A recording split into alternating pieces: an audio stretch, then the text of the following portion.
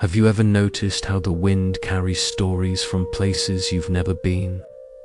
Tonight, as Sarah sits by her bedroom window in small-town Montana, she hears something in the autumn breeze, not words exactly, but whispers of ancient wisdom that seem to know her deepest questions about finding peace. The cottonwood leaves outside her window rustle with a sound like gentle rain, and Sarah finds herself listening not just with her ears, but with something deeper. Something that recognizes truth when it arrives on the night air. In this moment, she begins to understand what sages have known for centuries, that everything in this world is like that autumn wind, constantly moving, constantly changing, never quite the same from one breath to the next. The Buddha called this impermanence, but Sarah doesn't need ancient words to feel its reality. She feels it in the way her grandmother's laugh still echoes in her memory even though Grandma Rose passed 3 winters ago. She feels it in how her heartbreak from last spring has softened into something like tenderness. She feels it in the way her worries about tomorrow seem to dissolve when she really pays attention to the sound of wind through leaves. Everything that arises also passes away. This isn't a sad truth, it's the most freeing realization a human heart can hold. Think about the last time you were caught in a storm of difficult emotions. Maybe it was anger that felt like fire in your chest. Maybe it was grief that seemed to hollow out your entire being. Maybe it was anxiety that made your thoughts spin like leaves in a whirlwind. In those moments, the feeling seemed permanent, didn't it? Like it would never end. Like you would always carry that weight, that pain, that fear. But here you are now, breathing quietly, perhaps even finding some peace in these words. The storm passed. The overwhelming emotion became a memory. The thing that felt so solid and unchanging revealed its temporary nature. This is the river of impermanence, and we are all floating downstream together. Sarah's neighbor, Mrs. Chen, understood this in her bones. At 87, she had watched seasons of joy and sorrow cycle through her life like weather patterns. When Sarah's heart was breaking last spring, Mrs. Chen invited her over for tea. "Honey," she said in her soft voice, pouring jasmine tea from a pot that had seen 40 years of conversations. "I've buried 2 husbands, raised 4 children, and watched this town change from farmland to subdivisions. You know what I've learned?" Sarah shook her head, grateful for the warm cup between her cold hands. "Nothing stays. Not the good, not the bad, not the in-between." That sounds scary at first, like maybe we can't count on anything, but it's actually the most comforting truth there is, because it means this pain you're carrying, it's not permanent. It's just weather, sweetheart. Just weather. As Mrs. Chen spoke, Sarah noticed how the older woman's eyes held both sadness and profound peace. She had learned to love the temporary nature of things rather than fight against it. This is what the wind was whispering to Sarah that autumn night, that our resistance to change causes more suffering than change itself. We want the beautiful moments to last forever. We want difficult times to disappear instantly. We want to control the river, to make it flow only in directions that feel comfortable and safe. But what if, instead of fighting the current, we learned to navigate with grace? What if we could hold our joys lightly, like birds that visit our garden but don't belong in cages? What if we could meet our sorrows with the same gentle acceptance we show to rain, knowing it serves a purpose, knowing it will nourish something, knowing it will pass. The autumn wind picks up outside Sarah's window, and she thinks about her friend David in Portland, who just lost his job after 15 years with the same company. She thinks about her cousin Maria in Texas, who's struggling through her parents' divorce. She thinks about her co-worker James, who seems to carry his anxiety like a heavy backpack everywhere he goes. Each of them is learning, in their own way, that the things they thought were permanent, the job security, the family structure, the habitual worrier, all just weather patterns in the larger climate of their lives. Sarah closes her eyes and listens more deeply to the wind. She imagines it carrying away not just the fallen leaves, but also her need to make this moment last forever, her fear of what tomorrow might bring, her regret about decisions she made last year. The wind takes it all, and in the space left behind, she finds something unexpected: relief. Relief that she doesn't have to carry everything forever. Relief that her mistakes aren't permanent stains. Relief that even her deepest griefs will eventually transform into something else, perhaps wisdom, perhaps compassion, perhaps simply a deeper appreciation for love while it's here. This is the first teaching the autumn wind offers, that impermanence is not the enemy of happiness, but its closest friend. When you truly understand that everything passes, you stop trying to build permanent structures out of temporary materials. You stop demanding that life be other than it is. You start appreciating the beauty of things precisely because they are fleeting. A sunset is gorgeous because it doesn't last all night. A child's laugh is precious because children grow up. Love is meaningful because both lovers are mortal. The river keeps flowing, and that's exactly as it should be. Sarah opens her eyes and looks out at the Montana landscape, where autumn is slowly surrendering to winter. Soon the leaves will fall completely. Soon snow will cover the ground. Soon the world will look entirely different. And that's not something to mourn, it's something to marvel at. As the wind settles into a gentler rhythm, Sarah feels herself settling too. The questions that brought her to this window tonight, about how to find peace in uncertainty, about how to be happy when everything keeps changing, seem to be answering themselves. The wind carries wisdom from ancient places, but it speaks in a language everyone can understand.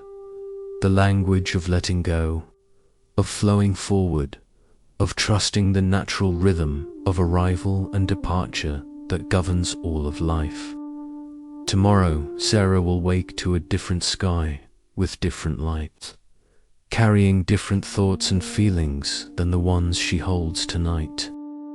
And instead of fearing this constant change, she's beginning to see it as the very thing that makes each moment, including this one, so incredibly precious.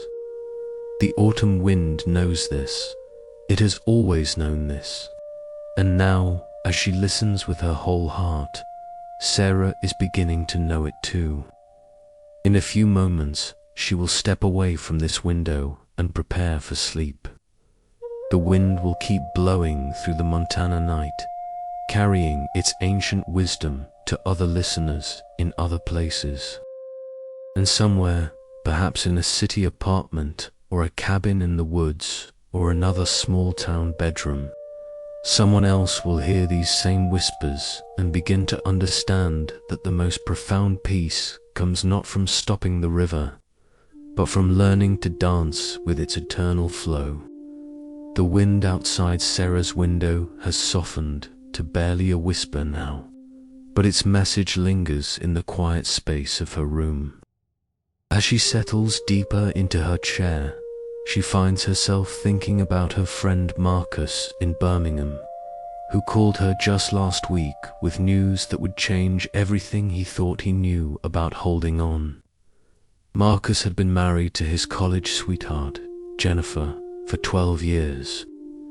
They had built what everyone called a perfect life, a house with a garden, 2 dogs named Biscuit and Honey, weekend routines that felt as comfortable as worn slippers. Marcus loved this life so much that he held on to it the way a child grips a favorite toy, afraid that loosening his grasp even slightly might cause everything to disappear. Then Jennifer sat him down one Tuesday evening and said the words that shattered his world. "I need to find myself again. I need space to remember who I am when I'm not half of us." Marcus told Sarah how his first instinct was to fight, to convince, to make promises and bargains with the universe. He spent sleepless nights planning how he could become a better husband, a more interesting person, someone Jennifer wouldn't want to leave. He held on tighter, which only pushed her further away. But then something shifted. Maybe it was exhaustion. Maybe it was grace. Maybe it was the memory of his grandmother's voice saying, "Baby, you can't love somebody into staying if their heart is calling them somewhere else." Whatever it was, Marcus found himself sitting in his backyard one morning, watching Biscuit chase shadows across the grass. And he finally understood what the Buddha meant when he taught that suffering comes not from loss, but from our attachment to things remaining exactly as they are. The marriage was ending. That was painful but true. What was making it unbearable was Marcus's belief that this ending was wrong, that it shouldn't be happening, that he had to prevent it at all costs. In that moment of understanding, something remarkable happened. Marcus felt his grip beginning to loosen, not because he loved Jennifer less, but because he was finally learning to love her in a way that honored her freedom to choose her own path. This is the second whisper the wind carries, that the deepest suffering comes not from what happens to us, but from our resistance to what is already happening. Think about the last time you held on to something or someone so tightly that your hands began to cramp. Maybe it was a relationship that was naturally evolving beyond its original form. Maybe it was a job that no longer served your growth. Maybe it was a version of yourself that you'd outgrown but were afraid to release. The tighter you gripped, the more it hurt, didn't it? Not just emotionally, but sometimes even physically. Your jaw clenched, your shoulders tensed. Your breath became shallow and urgent. This physical tension is your body's way of showing you something important. That attachment creates suffering not because of what we're attached to, but because attachment itself goes against the natural flow of life. Sarah's aunt Alina discovered this truth during her battle with cancer 3 years ago. Alina had always been what the family called a fighter, someone who met every challenge head-on, who refused to accept defeat in any form. When the diagnosis came, her first response was to wage war against the disease, against the uncertainty, against the changes happening in her body. She researched every treatment, followed every protocol, controlled every variable she possibly could. But the harder she fought against having cancer, the more exhausted and bitter she became. She wasn't just fighting the disease, she was fighting reality itself. Then her daughter Sophia suggested they try meditation together. Alina resisted at first. "I don't have time to sit around doing nothing," she said. "I have a battle to win." But Sophia persisted gently, and eventually Alina agreed to try. They found a quiet spot in Elena's garden, beneath the old oak tree that had shaded for generations of family gatherings. "Just breathe, Mum," Sophia said softly. "You don't have to fight anything right now.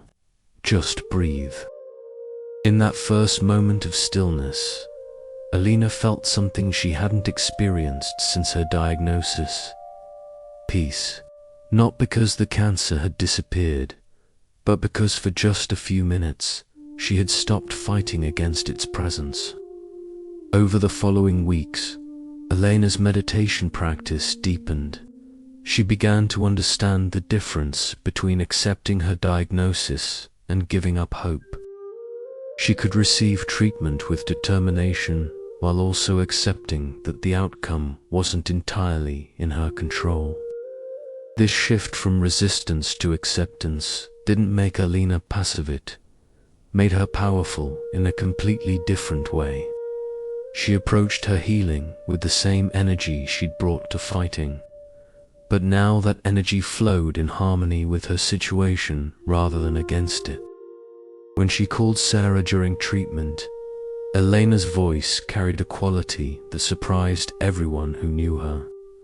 "I'm not happy to have cancer," she said, "but I'm no longer unhappy to be alive with cancer. Do you see the difference?" Sarah did see the difference. It was the difference between swimming against a current until you drown from exhaustion, and learning to navigate the current with skill and grace. The Buddha taught that attachment is like trying to hold water in your cupped hands. The tighter you squeeze, the faster it runs through your fingers. But when you hold your hands gently open, the water can rest there peacefully for as long as it chooses to stay. This doesn't mean we stop caring about the people and things we love. It means we learn to care in a way that honors both our love and their freedom to change, to grow, to sometimes move beyond our reach. Marcus learned this as his divorce proceedings unfolded. Instead of fighting Jennifer's decision, he began supporting it. Instead of trying to convince her to stay, he started helping her plan her new life. This shift didn't save their marriage, but it saved something even more precious, their friendship and his own peace of mind. "The weird thing," Marcus told Sarah, "is that letting go of Jennifer made me love her more clearly than I had in years. When I wasn't so busy trying to keep her, I could finally see who she actually is, not just who I needed her to be." Jennifer noticed the change too. Their conversations became gentler, more honest. They started remembering why they had fallen in love in the first place, even as they acknowledged that they had grown into people who needed different things from life. The divorce still happened, but it happened with grace instead of bitterness, with gratitude instead of resentment, with an understanding that some loves are meant to evolve rather than endure in their original form. This is what the wind whispers when it moves through the trees without trying to keep the leaves from falling, that love and letting go are not opposites, but dance partners in the ongoing choreography of life. Before we move deeper into this understanding together, take a moment to connect with others who might be walking similar paths of discovery. Subscribe to this channel so these gentle teachings can continue reaching your heart, and share in the comments how tonight's reflections are settling within you. Sometimes the simple act of witnessing our own growth helps it take deeper root. As you breathe quietly in whatever space you're in right now, consider asking yourself, what are you holding too tightly? What person, situation, or expectation have you been gripping so firmly that your spiritual hands have begun to cramp? It might be a relationship that's changing shape. It might be a dream that's evolving into something different than you originally imagined. It might be a version of yourself that you're afraid to outgrow. Whatever it is, Imagine loosening your grip just slightly, not letting go completely. That often happens naturally when we're ready, but simply relaxing the desperate tension of trying to control what wants to flow. Notice what happens in your body when you do this. Does your breathing deepen? Do your shoulders drop? Does something in your chest expand with relief? This physical softening is your body's way of saying yes to the natural rhythm of life. The rhythm that includes both holding and releasing, both arriving and departing, both form and transformation. The wind outside continues its ancient work, never holding on to any particular pattern of movement, never insisting that this gust be the same as the last. It teaches through example that the most beautiful things in life, music, dance, conversation, love itself, happen not when we freeze them in place, but when we allow them to flow and change and reveal new possibilities. In a moment, we'll explore together where true peace can be found when we're no longer exhausting ourselves trying to control what was never ours to control in the first place. But for now, let yourself rest in this understanding that your capacity to love deeply and let go gracefully are not contradictory gifts, but two expressions of the same wise heart. The wind knows this. Your deepest self knows this. And with each gentle breath, you're remembering it too. As the night deepens around Sarah's Montana home, she feels a familiar longing stirring in her chest. It's the same restless ache that sometimes visits her in quiet moments, feeling that peace must be somewhere out there, waiting to be discovered in the perfect relationship, the ideal job, or perhaps that cabin by the lake she's been dreaming about for years. But tonight, as she listens to the gentle rhythm of her own breathing, Sarah is beginning to suspect that she's been searching in the wrong direction. Her friend Riley in Portland learned this lesson the hard way. Riley had spent most of her 30s convinced that happiness lived in external achievements. She pursued promotion after promotion, relationship after relationship, apartment after apartment, always sure that the next step would finally deliver the lasting contentment she craved. When Riley got the corner office she'd worked toward for 5 years, she felt elated for exactly 3 weeks. Then the familiar restlessness returned. Maybe I need to change companies, she thought. When she found someone new to date, the excitement lasted about 6 months before she started wondering if there was someone better out there. When she moved to the trendy neighborhood she'd always wanted to live in, the satisfaction faded even faster. Riley was like a person dying of thirst who keeps digging new wells, never realizing that the spring she's seeking flows beneath the very ground where she's already standing. The wake-up call came during a particularly difficult Tuesday. Riley had just received a promotion she'd been chasing, signed a lease on an expensive new apartment, and started dating someone who seemed to check all her boxes. By every external measure, her life looked perfect. So why did she find herself crying in her car in the company parking garage? I should be happy, she whispered to her steering wheel. Why am I not happy? That's when her co-worker Jasmine knocked on the passenger window. Jasmine was one of those rare people who seemed to carry an inner glow wherever she went, not because her life was easier than anyone else's, but because she had learned something most people spend their whole lives trying to figure out. Honey, Jasmine said, sliding into the passenger seat without being invited. You look like someone who's been searching for her keys while holding them in her hand. Riley laughed despite herself. That's exactly how I feel. Want to know a secret? Jasmine's voice was warm and conspiratorial. The peace you're looking for. It's not in any of those things you've been collecting. It's not in the promotion or the apartment or the relationship. It's not even in getting rid of the promotion or the apartment or the relationship. Riley wiped her eyes. Then where is it? Right here. Jasmine touched her chest gently. Right now, in this moment when you're finally tired enough to stop running towards something else. Jasmine told Riley about her own decade-long search for external solutions to internal longings.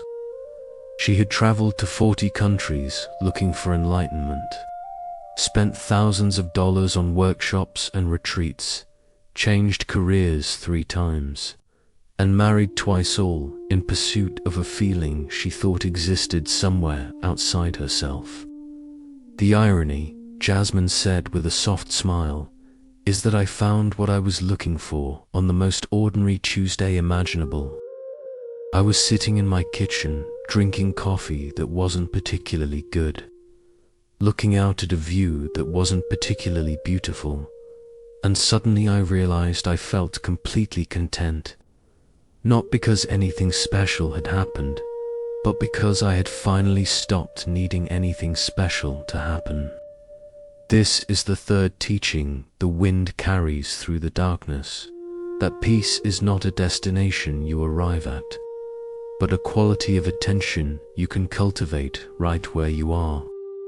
The Buddha discovered this 25 centuries ago while sitting beneath a tree, but every generation has to learn it anew. Peace is not found in perfect circumstances, it's found in the willingness to be present to whatever circumstances actually exist.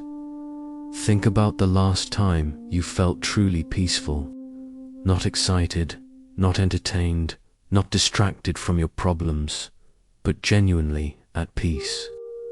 Chances are, it wasn't during some peak experience or achievement.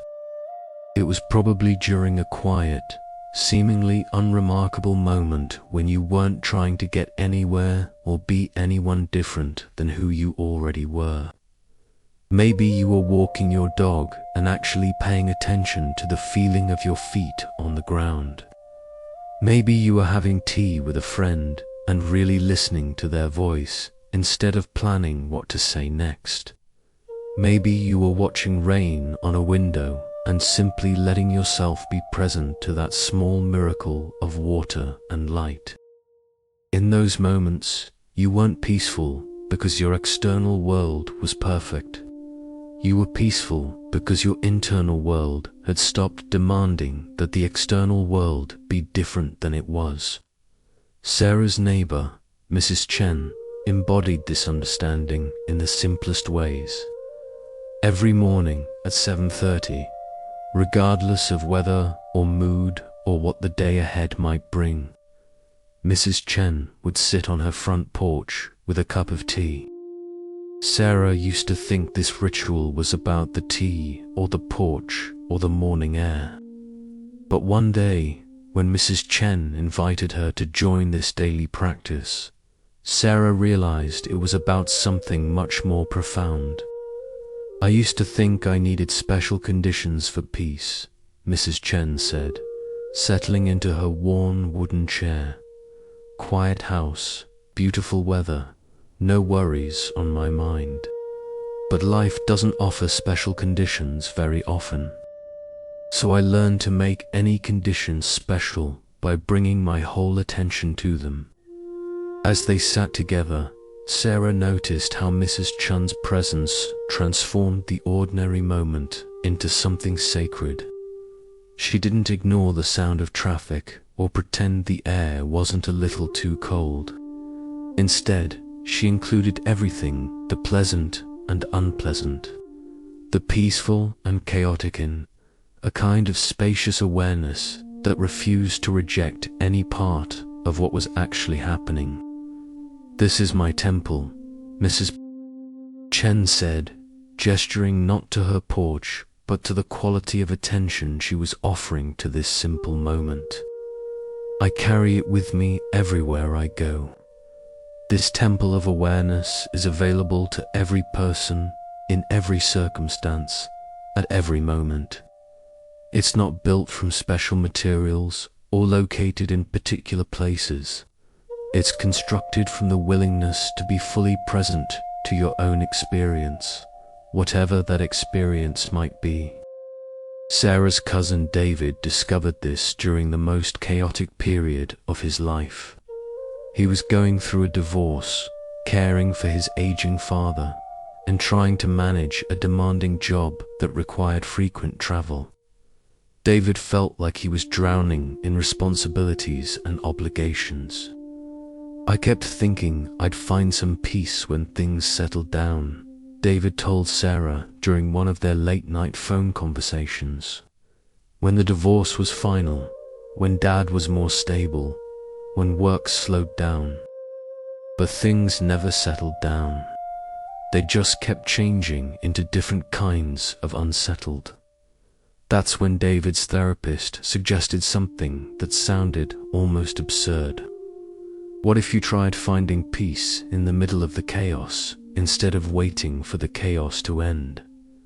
David's first response was skepticism. How could someone feel peaceful while juggling crisis after crisis? But his therapist guided him through a simple practice that changed everything. "Right now," she said, "while you're telling me about all these overwhelming responsibilities, notice that you're breathing. Notice that your heart is beating. Notice that you're sitting in a chair that's supporting your weight.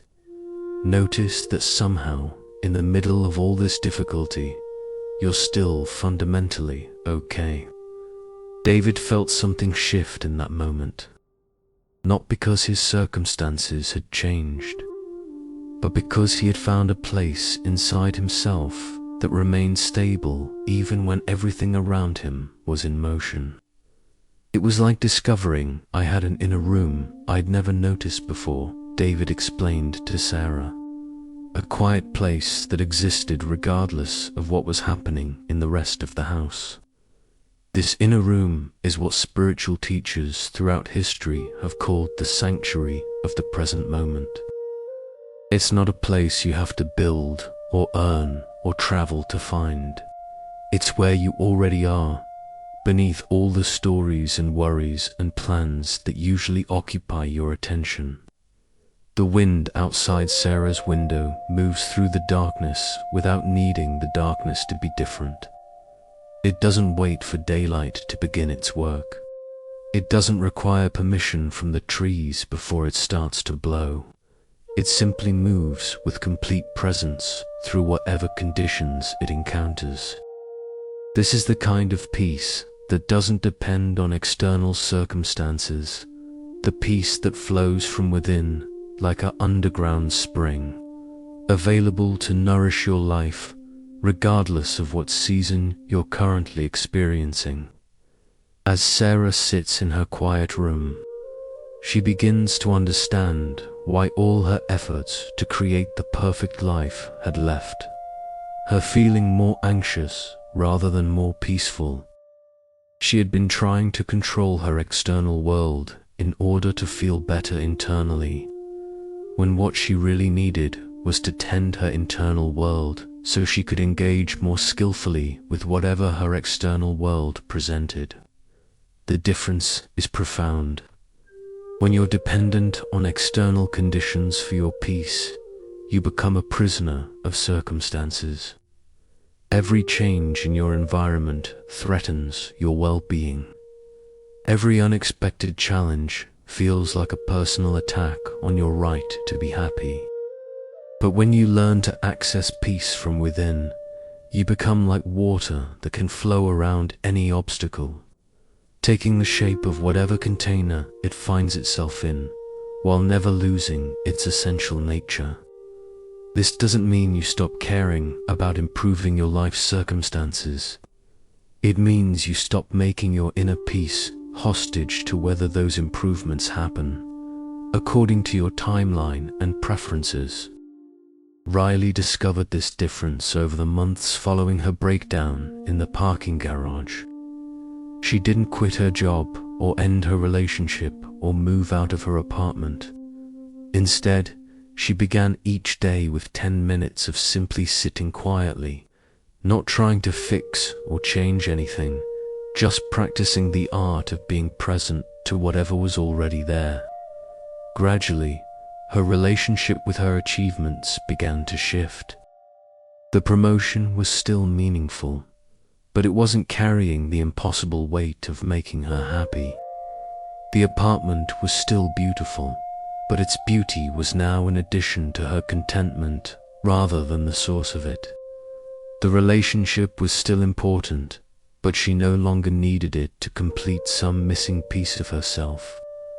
"I'm the same person doing the same things," Riley told Jasmine months later, "but somehow everything feels different. Like I've been living in black and white, and suddenly I can see color." This is what happens when you discover the temple within your own heart. The external world doesn't necessarily change, but your capacity to receive it with peace and grace expands infinitely. As the night deepens and the wind settles into an even gentler rhythm, Sarah feels herself settling too. The peace she had been seeking in tomorrow's possibilities or yesterday's regrets is here now. In this breath, in this heartbeat, in this simple willingness to be present to the moment that is actually unfolding. In a few minutes, we'll explore together how the thoughts you think today are quietly shaping the reality you'll wake up to tomorrow. But for now, let yourself rest in this sanctuary of the present moment, not as an escape from your life, but as the most intimate way of actually living it. The wind continues its ancient work, and your breath continues its sacred rhythm. And somewhere in the marriage of these two mysteries, peace reveals itself to be not something you find, but something you finally stop obscuring. In the quiet darkness of her Montana bedroom, Sarah finds herself remembering something her high school English teacher, Mr. Rodriguez, used to say: "You are what you repeatedly think about.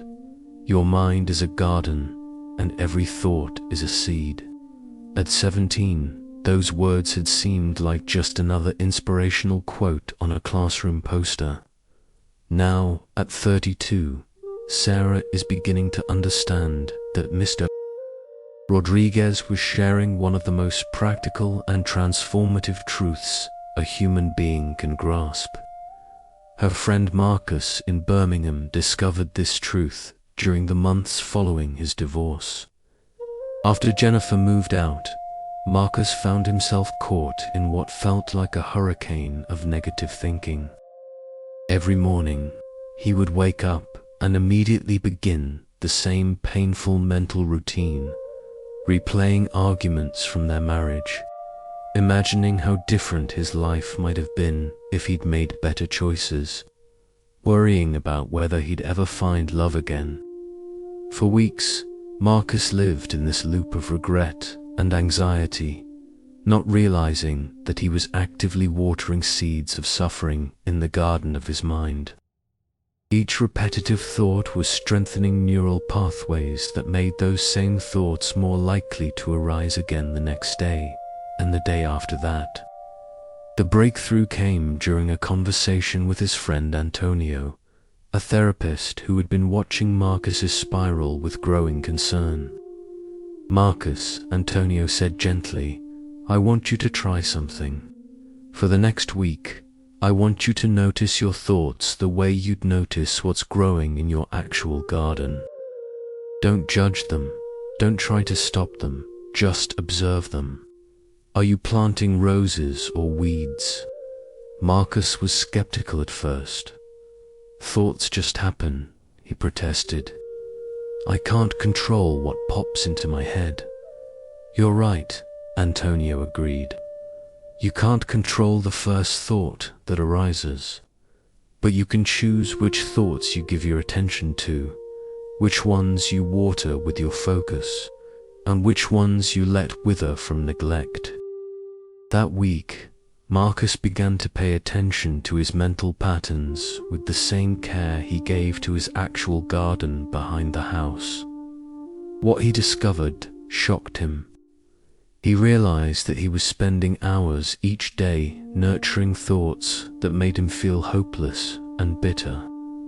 He would wake up and immediately begin fertilizing worry.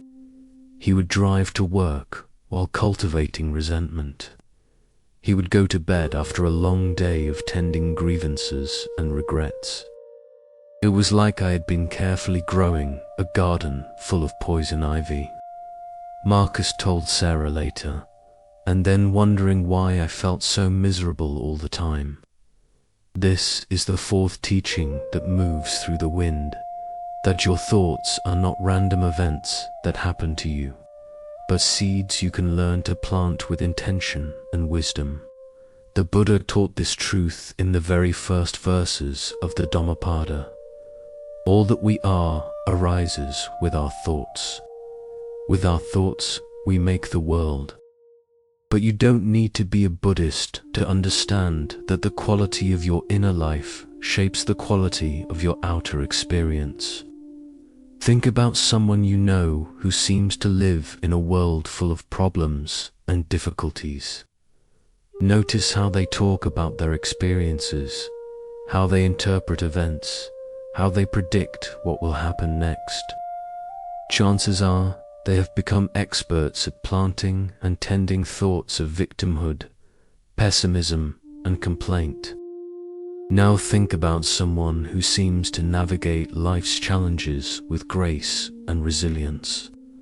Listen to how they frame their experiences, how they look for learning opportunities in difficulties, how they maintain hope even during uncertain times. They have learned to cultivate thoughts that serve their growth and well-being.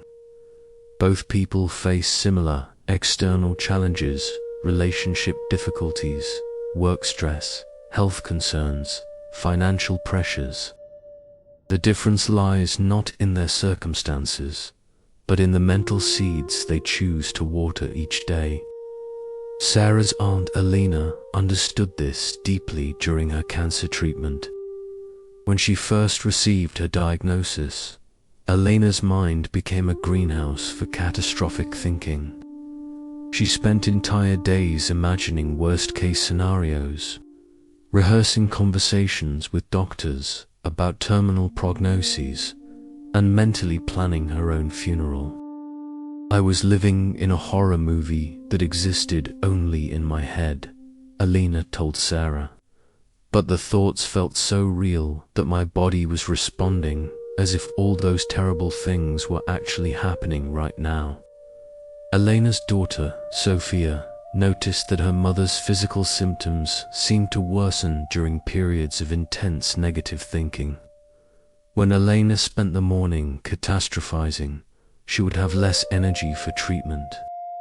When she got caught in loops of despair, her appetite would disappear and her sleep would become fitful. But Sophia also noticed something else. On days when Alina practiced what she called tending the garden of her mind, her mother seemed to heal more readily. Her body relaxed, her spirits lifted, her capacity for joy and connection expanded.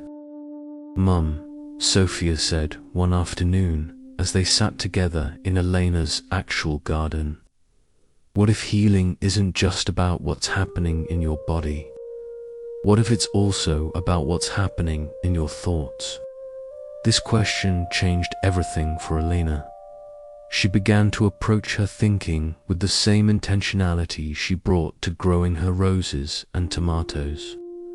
When she noticed her mind planting seeds of fear, she would gently redirect her attention to thoughts that nourished hope and strength. Instead of spending her morning imaging worst-case scenarios, Alina would spend a few minutes remembering moments when she had felt deeply loved and supported. Instead of rehearsing conversations about death, she would practice conversations about gratitude for the life she was still living. "I didn't pretend everything was fine," Alina explained to Sarah. "I just stopped feeding thoughts that made everything worse than it already was." This shift didn't cure Elena's cancer, but it transformed her experience of having cancer. She found herself sleeping better, laughing more, and connecting more deeply with the people she loved. The same medical treatments became more effective when they weren't competing with a mental environment full of stress and despair. The Buddha called this right thinking, but Alina called it mental gardening. Whatever you call it, the practice is simple. Pay attention to the thoughts you're cultivating, and choose to water the ones that help you and others flourish. Marcus learned to do this too. After that conversation with Antonio, he began each day with what he called seeding the garden. Instead of immediately beginning his usual routine of worry and regret, he would spend 5 minutes intentionally planting thoughts that served his healing and growth. He might remember a moment when he had felt genuinely grateful for his life. He might think about a goal that excited him, or a person he was looking forward to seeing. He might simply appreciate the fact that he was breathing, that his heart was beating, that somehow he had the strength to begin another day. "It sounds simple," Marcus told Sarah, "but it was like switching from drinking poison to drinking fresh water every morning. Same amount of time spent thinking, completely different effect on my whole day." Over the months, Marcus noticed that this intentional seeding practice began to change the spontaneous thoughts that arose throughout his day. Because he had strengthened neural pathways associated with gratitude and hope, his mind naturally began moving in those directions, even when he wasn't consciously directing it. The divorce proceedings became less bitter because Marcus was no longer feeding thoughts of victimhood and revenge. His relationship with Jennifer became more peaceful because he was cultivating thoughts of understanding and forgiveness. His work became more satisfying because he was watering seeds of purpose and contribution rather than obligation and resentment. "I realized," Marcus said, "that I had been living in a world created by my own unconscious thinking. When I started thinking more consciously, I started living in a completely different world. This is not positive thinking in the superficial sense of pretending everything is wonderful when it's not. This is the deeper practice of choosing to nourish thoughts that increase your capacity to respond skillfully to whatever is actually happening."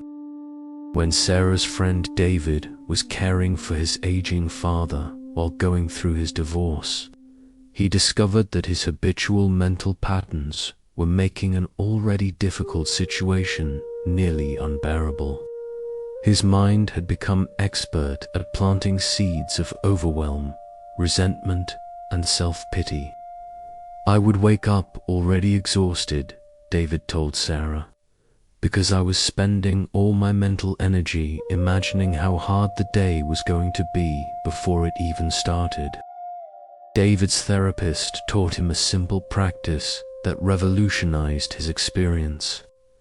Each morning, instead of beginning with thoughts about everything he had to do and how difficult it would be, David would spend a few minutes planting different seeds. He would think about one thing he was genuinely looking forward to that day, even if it was as simple as his morning coffee or a phone call with a friend. He would remember one quality he possessed that would help him navigate the day's challenges, perhaps his patience, his humor, or his ability to ask for help when he needed it. He would acknowledge one way his care for his father was expressing love, rather than focusing only on the burden it created. It didn't make the challenges disappear, David explained, but it changed my relationship to them. Instead of facing each day like a victim who had been dealt an unfair hand, I started facing each day like a gardener who was growing something beautiful in the middle of difficult soil.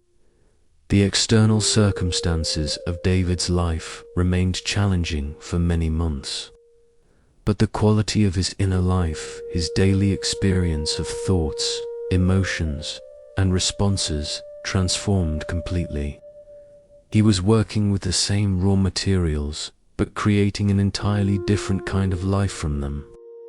This is the power of understanding that you become what you repeatedly think about, not in some magical or mystical way, but through the completely natural process of strengthening the neural pathways that shape your perceptions, emotions, and behaviors. As Sarah sits quietly in her Montana bedroom, she begins to examine the garden of her own mind. What thoughts has she been watering most consistently? What mental seeds has she been planting day after day without conscious awareness? She realizes that she has spent years cultivating worry about the future and regret about the past. She has become expert at growing thoughts of inadequacy and comparison. She has carefully tended mental habits that convince her that happiness exists somewhere else, in some other circumstances, with some other person. But tonight, as the autumn wind moves through the darkness outside her window, Sarah feels ready to become a more intentional gardener of her inner life. She doesn't need to judge the thoughts that have been growing unconsciously. She simply needs to begin choosing more carefully which thoughts she gives her attention to from this moment forward. The Buddha understood that transforming your thinking is not about forcing yourself to be positive all the time. It's about becoming aware of the mental patterns you've been unconsciously following, and then gradually learning to plant seeds that will grow into the kind of life you actually want to live. As the wind settles into an even gentler rhythm, Sarah makes a quiet commitment to tend the garden of her mind with the same care she would give to growing flowers.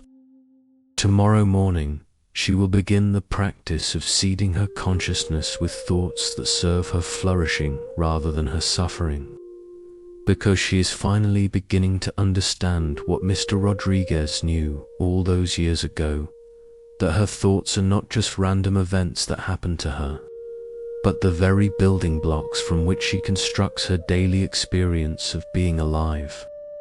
In a moment, we'll explore together how this recognition naturally leads to discovering the profound gift that is always available in this single, present moment. But for now, let yourself rest in the understanding that your mind is indeed a garden, and you have more power than you ever imagined to choose what grows there. The Montana night has settled into its deepest quiet now, and Sarah finds herself noticing something she usually misses: the extraordinary aliveness of this single moment. Her breath moving gently in and out, the soft weight of her body in the chair, the way the darkness outside her window seems to pulse with its own peaceful presence. For most of her life, Sarah has lived like someone standing in a beautiful garden, while staring at photographs of other gardens she might visit someday. Always planning, always remembering, always anywhere except right here, right now. But tonight feels different. Tonight, she is beginning to understand what her friend Maya discovered during the most ordinary Tuesday of her life. Maya had been rushing through downtown Seattle, already 10 minutes late for a meeting that would determine whether she got the promotion she'd been working toward for 2 years. Her phone was buzzing with texts, Her mind was rehearsing her presentation, and her heart was racing with anxiety about all the things that could go wrong in the next hour. Then something strange happened. Maya stepped off a curb and into a puddle deeper than she expected, soaking her right foot completely. In that moment of shock and annoyance, something shifted. Suddenly, she was completely present to exactly where she was. She noticed the way the cold water felt against her skin. She noticed the sound of rain on the pavement around her. She noticed a small child across the street who was laughing as he splashed deliberately through every puddle he could find. His mother walking beside him with patient amusement. For perhaps the first time in months, Maya was not thinking about where she needed to be or what she needed to accomplish. She was simply here, in this moment, with this experience, and somehow that felt like coming home. It was the weirdest thing, Maya told Sarah later. I had been so focused on getting to my future that I was missing my life. The puddle woke me up to the fact that life only happens now. Maya still went to her meeting with one wet shoe and a completely different energy. She got the promotion, but more importantly, she got something else. The recognition that no achievement would ever be as immediately satisfying as learning to be fully present to whatever moment she was actually living. This is the fifth teaching the wind carries through the darkness. That life is not a dress rehearsal happening now so you can be ready for the real performance later. This moment, this breath, this heartbeat, this awareness reading these words is the real performance. The Buddha spent years searching for enlightenment through extreme practices and complicated philosophies before he discovered the most simple and radical truth, that what you're looking for is hidden in what you already have, disguised as what you're not paying attention to. Think about the last time you were completely absorbed in something you loved doing. Maybe you were cooking and became so engrossed in the chopping and stirring that you forgot to check the time. Maybe you were listening to music and found yourself transported into the melody. Maybe you were having a conversation with someone you cared about and suddenly realized you'd been talking for hours without noticing. In those moments, you weren't thinking about the past or the future. You weren't comparing your experience to something else or wishing it were different. You were simply here, fully engaged with what was actually happening. And in that presence, you likely felt a kind of aliveness and satisfaction that no amount of planning or remembering could provide. Sarah's neighbor, Mrs. Chen, had mastered this art of presence in the most everyday ways. When Mrs. Chen watered her plants, she was completely absorbed in watering her plants, feeling the weight of the watering can, watching how each plant received the water, noticing which leaves needed extra attention. When she prepared tea, she was fully present to preparing tea, listening to the water come to a boil, warming the pot, timing the steeping with an attention that transformed a simple ritual into something sacred. People ask me how I stay so peaceful, Mrs. Chen told Sarah one morning as they shared breakfast on her porch. The secret isn't complicated. I just practice being where I am instead of where I think I should be. Mrs. Chen explained that she had learned this practice during the most difficult period of her life, when her husband was dying and she was caring for him while also trying to manage her own grief and fear about the future. I realized I was spending so much time worrying about what would happen after he died that I was missing the time we still had together. Mrs. Chen said, her voice soft with memory. One day I decided to try something different. Instead of thinking about tomorrow or next week, I would just be completely present to taking care of him today. The shift was immediate and profound. Instead of feeling overwhelmed by the enormity of loss and change she was facing, Mrs. Chen began to find meaning and even moments of beauty in the simple acts of presence her husband's condition required. Helping him eat became an expression of love rather than a burden. Sitting beside his bed became a form of meditation rather than anxious waiting. Those last 3 months, Mrs. Chen told Sarah, were some of the most peaceful of our whole marriage. Not because the situation was easy, but because I finally learned how to be completely here for it. This quality of presence that Mrs. Chen discovered is available to everyone in every circumstance, at every moment. It doesn't require special training or perfect conditions. It simply requires the willingness to stop postponing your life until some better moment arrives, and instead to engage fully with the moment that is actually here. Sarah's cousin David learned this during his morning runs through his Atlanta neighborhood. David had started running as a way to manage the stress of his divorce and his father's declining health. But initially he used his running time to continue the same mental patterns that were causing him stress in the first place. He would run while replaying difficult conversations with his ex-wife. He would jog while mentally rehearsing upcoming discussions with his father's doctors. He would exercise while planning solutions to problems that hadn't even happened yet. I was getting physically fit, David told Sarah, but mentally I was still running in circles.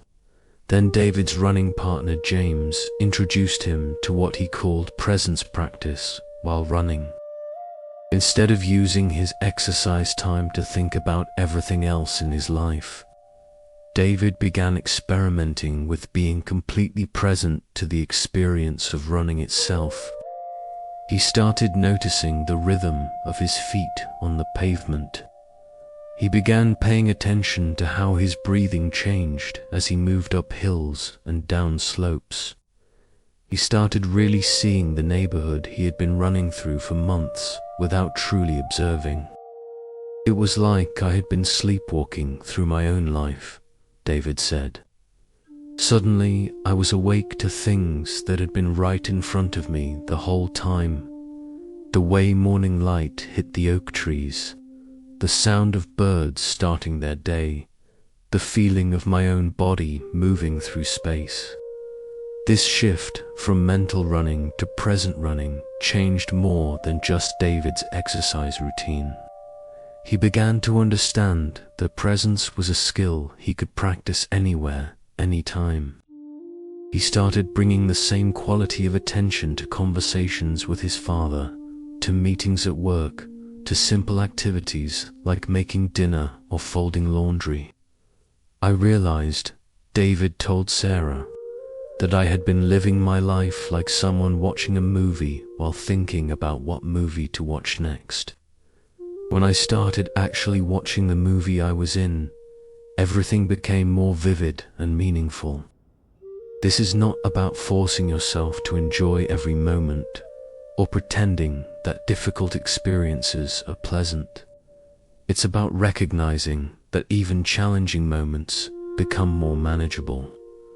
When you stop adding the extra layer of resistance that comes from wishing you were somewhere else.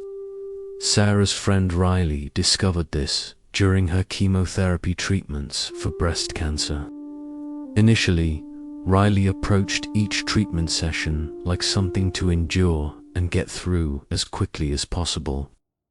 She would bring books and podcasts and spend the entire time trying to distract herself from where she was and what was happening. I was physically in the chemo chair, Riley told Sarah, but mentally I was anywhere else I could manage to be.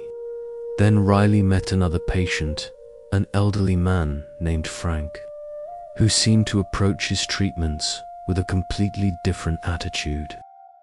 Frank would sit quietly during his sessions, sometimes with his eyes closed, sometimes watching the IV bag with what looked like curious attention.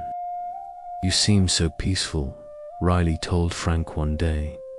"How do you do it?" "Well," Frank said with a gentle smile, "I figured out that this medicine is trying to help me heal.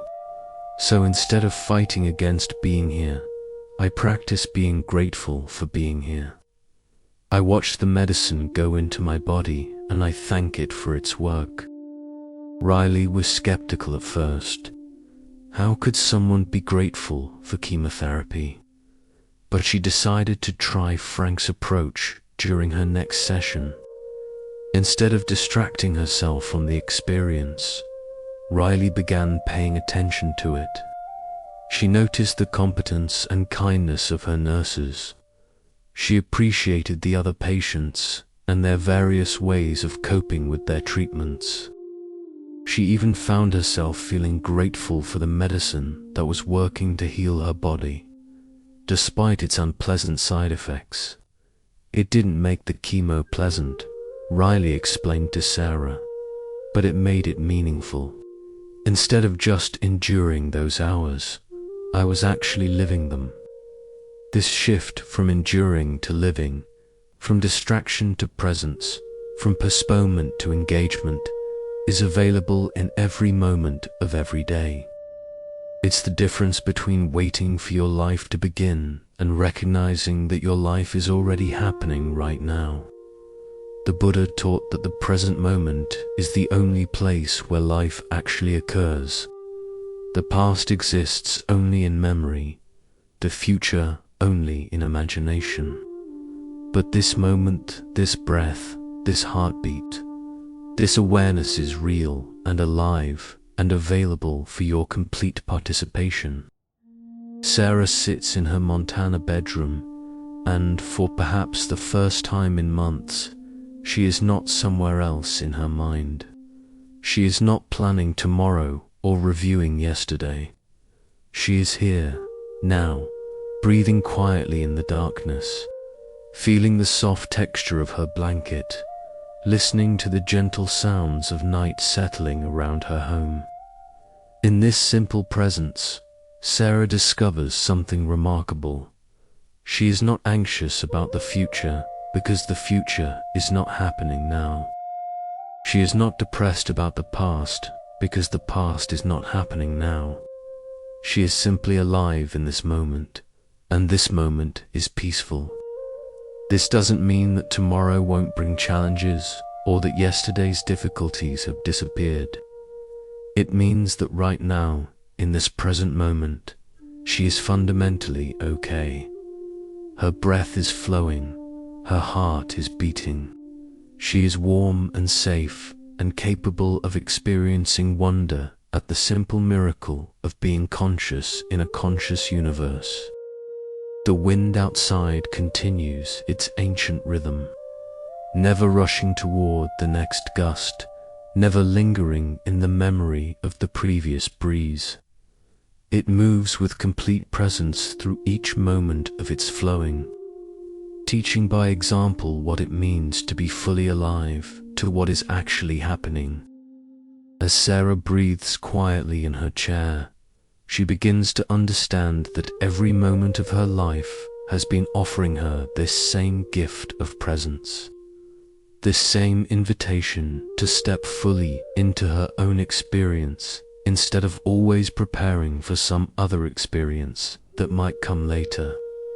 Tomorrow morning, she will practice bringing this quality of attention to making her coffee, to brushing her teeth, to walking outside and feeling the Montana air on her skin.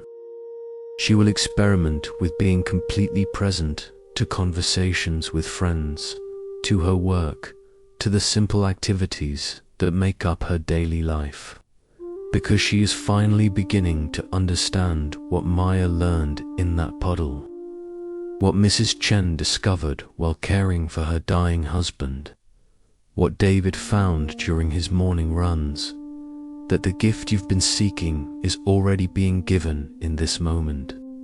wrapped in the perfectly ordinary experience of being alive right now. The wind knows this. Your breath knows this. And with each moment of presence, you are remembering it too. In just a moment, we'll explore together how this growing awareness of presence naturally opens your heart to recognize that every person you meet is seeking the same fundamental happiness you long for yourself. But for now, let yourself rest completely in this single, sacred, unrepeatable moment that is your life actually happening. As the night deepens around Sarah's quiet room, she finds her heart opening to a truth that had been hiding beneath years of judgment and misunderstanding.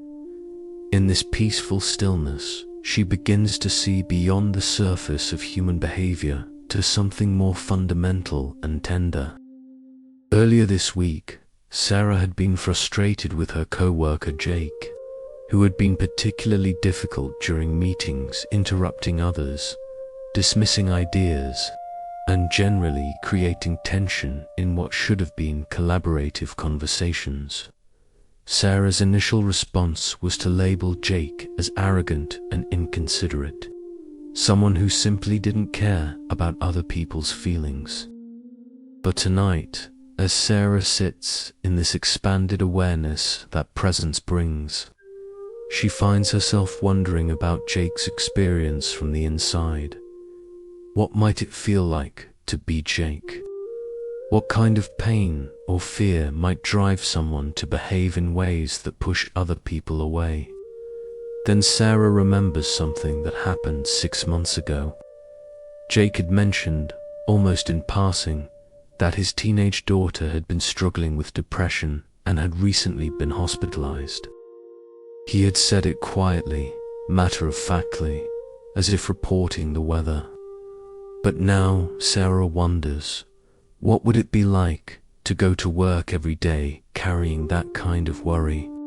What would it do to your patience, your ability to focus, your capacity to be gentle with colleagues, discussing quarterly reports when your child's well-being hung in the balance? This shift in Sarah's perception doesn't excuse Jake's behavior, but it opens a doorway to understanding that changes everything. Behind Jake's defensive responses, she begins to see a father's heartbreak. Behind his need to control meetings, she glimpses someone who feels powerless in the area of life that matters most to him. Sarah's friend Maria in Phoenix learned this lesson in the most unexpected way. Maria had been feuding with her neighbor, Mrs. Patterson, for 3 years, over everything from property lines to parking spaces to the volume of Maria's weekend barbecues. Mrs. Patterson seemed determined to make Maria's life difficult, filing complaints with the Homeowners Association and leaving passive-aggressive notes about Maria's landscaping choices. I thought she was just a bitter old woman who had nothing better to do than make other people miserable, Maria told Sarah during one of their long phone conversations. Then hurricane winds damaged Mrs. Patterson's roof, and Maria watched from her kitchen window as the elderly woman stood in her driveway, looking lost and overwhelmed. Something shifted in Maria's heart. Despite their history of conflict, she found herself walking across the street with an umbrella and a thermos of coffee. "Mrs. Patterson," Maria said gently, "this looks really overwhelming. Is there anything I can do to help?" Mrs. Patterson's face crumpled, and suddenly she wasn't the neighborhood troublemaker anymore. She was a 78-year-old widow whose insurance company was giving her the runaround, whose adult children lived in other states, and who had been maintaining a house and yard that were becoming too much for her to manage alone. "I've been so scared," Mrs. Patterson admitted, accepting the coffee with shaking hands. "Scared that I'll have to leave this house where Harold and I lived for 45 years. scared that I can't handle everything by myself. I know I've been difficult. When you're scared all the time, it's hard to be kind. In that moment, Maria understood what the Buddha meant when he taught that every being, in their own way, is seeking happiness and trying to avoid suffering. Mrs. Patterson's complaints and criticisms hadn't been expressions of meanness. They had been expressions of fear and grief and the overwhelming challenge of aging alone. This is the sixth teaching carried on the wind, that beneath every difficult behavior, every harsh word, every act that seems motivated by malice, lies a human being who is trying, in their limited and sometimes misguided way, to find peace and avoid pain. This understanding doesn't mean you accept harmful behavior or fail to set appropriate boundaries. It means you learn to see the suffering that often drives difficult behavior. And in seeing that suffering clearly, you naturally respond with greater wisdom and compassion. Think about someone in your life who challenges your patience, someone whose behavior consistently frustrates or annoys you.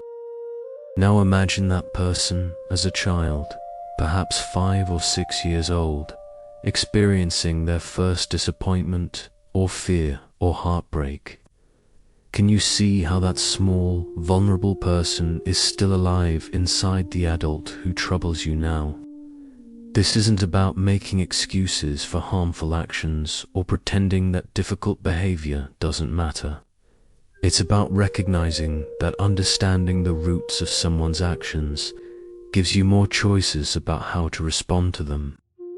Sarah's aunt Alina discovered this during her cancer treatment, in an encounter that initially seemed like the last thing she needed during an already difficult time. Alina was receiving chemotherapy at the same clinic where another patient, a man named Robert, had been consistently rude to the nursing staff and critical of everything from the temperature of the waiting room to the quality of the magazines. Alina found Robert irritating and was about to ask to be scheduled at different times when she overheard a conversation between Robert and his wife in the parking lot. "I'm so scared, Helen," Robert was saying, his voice breaking. "What if this doesn't work? What if I don't see Tommy graduate from high school? I feel like I'm losing control of everything, and I don't know how to handle that." Alina realized that Robert's criticism and complaints weren't expressions of a naturally difficult personality. They were expressions of terror. He was a man who had spent his whole life solving problems and taking charge of situations. And now he was facing something that couldn't be fixed through force of will or careful planning. The next time Alina saw Robert in the waiting room, instead of avoiding him, she sat down nearby and said quietly, "This is all pretty scary, isn't it?" Robert looked at her with surprise, then something in his face softened. "Yeah," he said simply, "it really is." They talked for a few minutes about their shared fear and uncertainty, and Alina watched Robert's entire demeanor change. When the nurse called his name, he thanked her politely and wished her a good day. The man who had been demanding and critical became courteous and grateful when someone acknowledged the fear he had been carrying alone. "I learned something important that day," Alina told Sarah. "People aren't usually difficult because they want to make others suffer. They're difficult because they're suffering themselves and don't know how to handle it gracefully." This insight transformed Elena's relationships, not just at the cancer center, but throughout her life. When her insurance company representative was unhelpful, Alina found herself wondering what kind of day that person was having, and whether they felt appreciated in their work.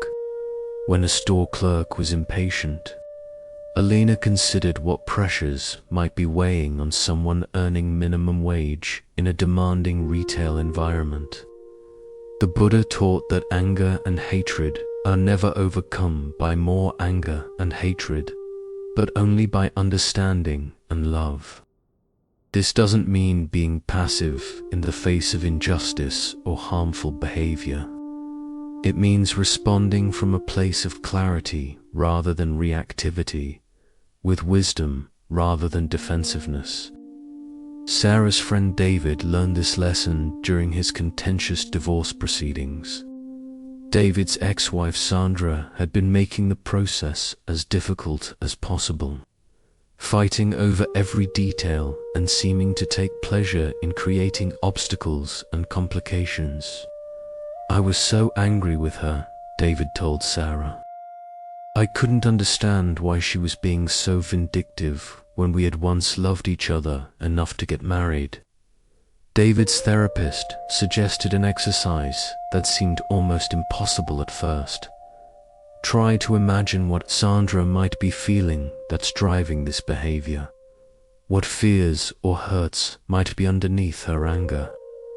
David resisted this suggestion initially. Why should he try to understand someone who was making his life miserable?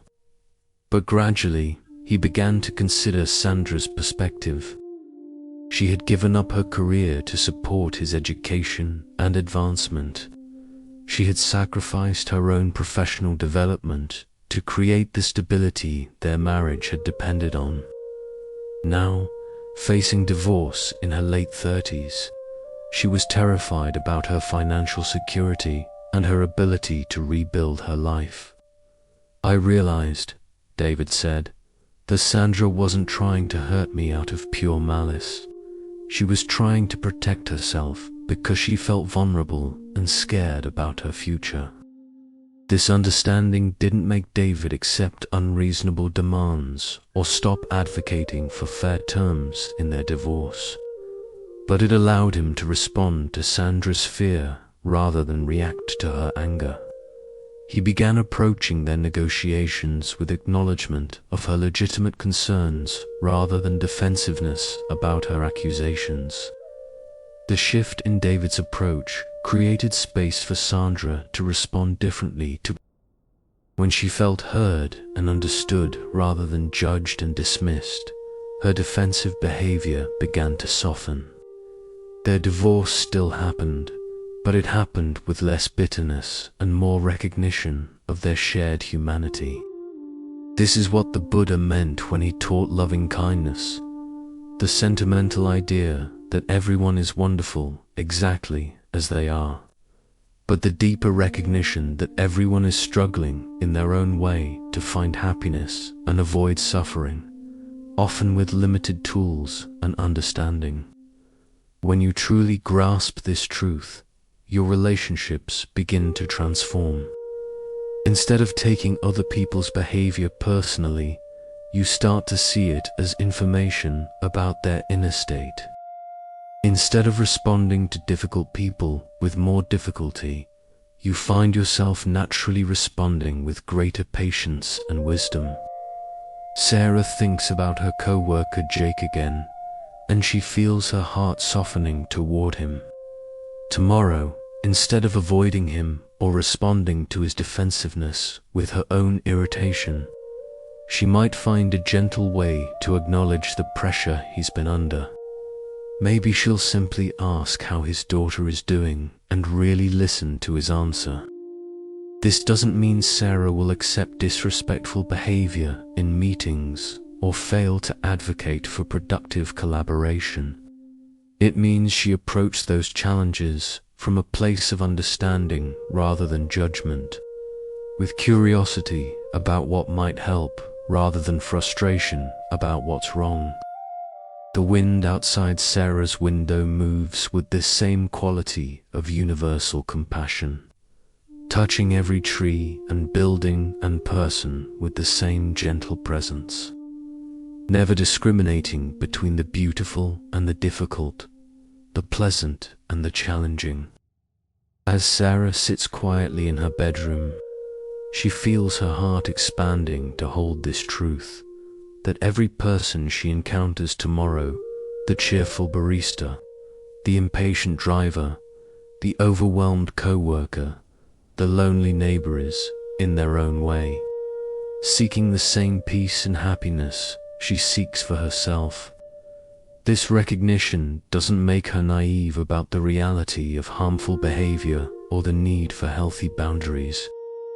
It makes her wise in the way that truly wise people have always been wise, able to see clearly what is happening while maintaining compassion for the human beings involved in what's happening. The Buddha taught that this understanding naturally leads to what he called right action responses that serve the well-being of everyone involved, including yourself. When you see clearly that everyone is seeking happiness, you become more skillful at finding solutions that honor everyone's legitimate needs while addressing everyone's deepest concerns. As the wind settles into an even gentler rhythm, Sarah makes a quiet commitment to carry this understanding into her daily interactions. Tomorrow, she will practice seeing the seeking of happiness behind every difficult behavior she encounters. She will experiment with responding to fear with understanding, to anger with patience, to criticism with curiosity about what pain might be underneath, because she is beginning to understand that this recognition that we are all walking each other home to the same destination of peace and contentment is not just a beautiful philosophical concept, but the most practical wisdom she can bring to the art of living skillfully with other human beings. In a moment, we'll explore together how this expanding compassion naturally includes taking responsibility for the garden of your own mind and the responses you choose to offer to the world. But for now, let yourself rest in this truth, that every person you will meet tomorrow is in their own way seeking the same light you are seeking, and deserving of the same gentleness you hope to receive on your own journey toward understanding. In the deepening quiet of her Montana night, Sarah feels a gentle stirring of recognition, as if she's remembering something she once knew but had forgotten. The wind outside her window seems to whisper a truth that both challenges and liberates, that while she cannot control the thoughts that arise in her mind, she can choose what she does with them once they appear. This understanding crystallized for Sarah's friend Michael during what he later called his parking lot awakening. Michael had been struggling with road rage for years, flying into fits of anger whenever other drivers cut him off, drove too slowly, or failed to use their turn signals. He would arrive at work or social gatherings already exhausted from the emotional storms that seemed to hijack him during his commute. One particularly difficult morning, after screaming at a driver who couldn't even hear him, Michael found himself sitting in his company's parking lot, heart pounding, hands shaking, wondering why he kept putting himself through this cycle of rage and regret. "I felt like I was possessed by something," Michael told Sarah later. "Like anger would just take over my whole body, and I had no choice but to go along for the ride." Then Michael remembered something his grandmother used to say: "Honey, you can't stop the birds from flying over your head, but you don't have to let them build a nest in your hair." In that moment, Michael realized he had been giving every angry thought permission to set up permanent residence in his mind. A driver would make a mistake, an angry thought would arise, and Michael would immediately begin feeding that thought with his attention, his energy, his whole being, as if he had no choice in the matter. But sitting in his car that morning, Michael began to experiment with a different approach. when the familiar surge of irritation arose as he remembered the driver who had cut him off. Instead of immediately identifying with the anger, Michael tried something new. He observed the anger the way he might observe a cloud passing through the sky of his awareness. "I noticed that the anger was there," Michael explained to Sarah, "but for the first time, I realized that I was not the anger. I was the one who could observe anger arising and passing away." This recognition that he was not his thoughts and emotions, but the awareness in which they appeared, changed everything for Michael. He began practicing what his therapist later called response rather than reaction. When anger arose while driving, instead of immediately expressing it through shouting or aggressive driving, Michael would take a deep breath and ask himself, what would be the most helpful response to this situation? Sometimes the answer was simply to let the other driver's mistake pass without commentary. Sometimes it was to use the traffic delay as an opportunity to practice patience. Sometimes it was to feel genuinely grateful that no accident had occurred. This shift from automatic reaction to conscious response didn't happen overnight, but with practice, Michael found that he could create a space between what happened and how he chose to respond. In that space, he discovered a freedom he had never experienced before. This is the seventh teaching the wind carries through the darkness, that between stimulus and response lies your power to choose, and in that choice lies your freedom and your responsibility.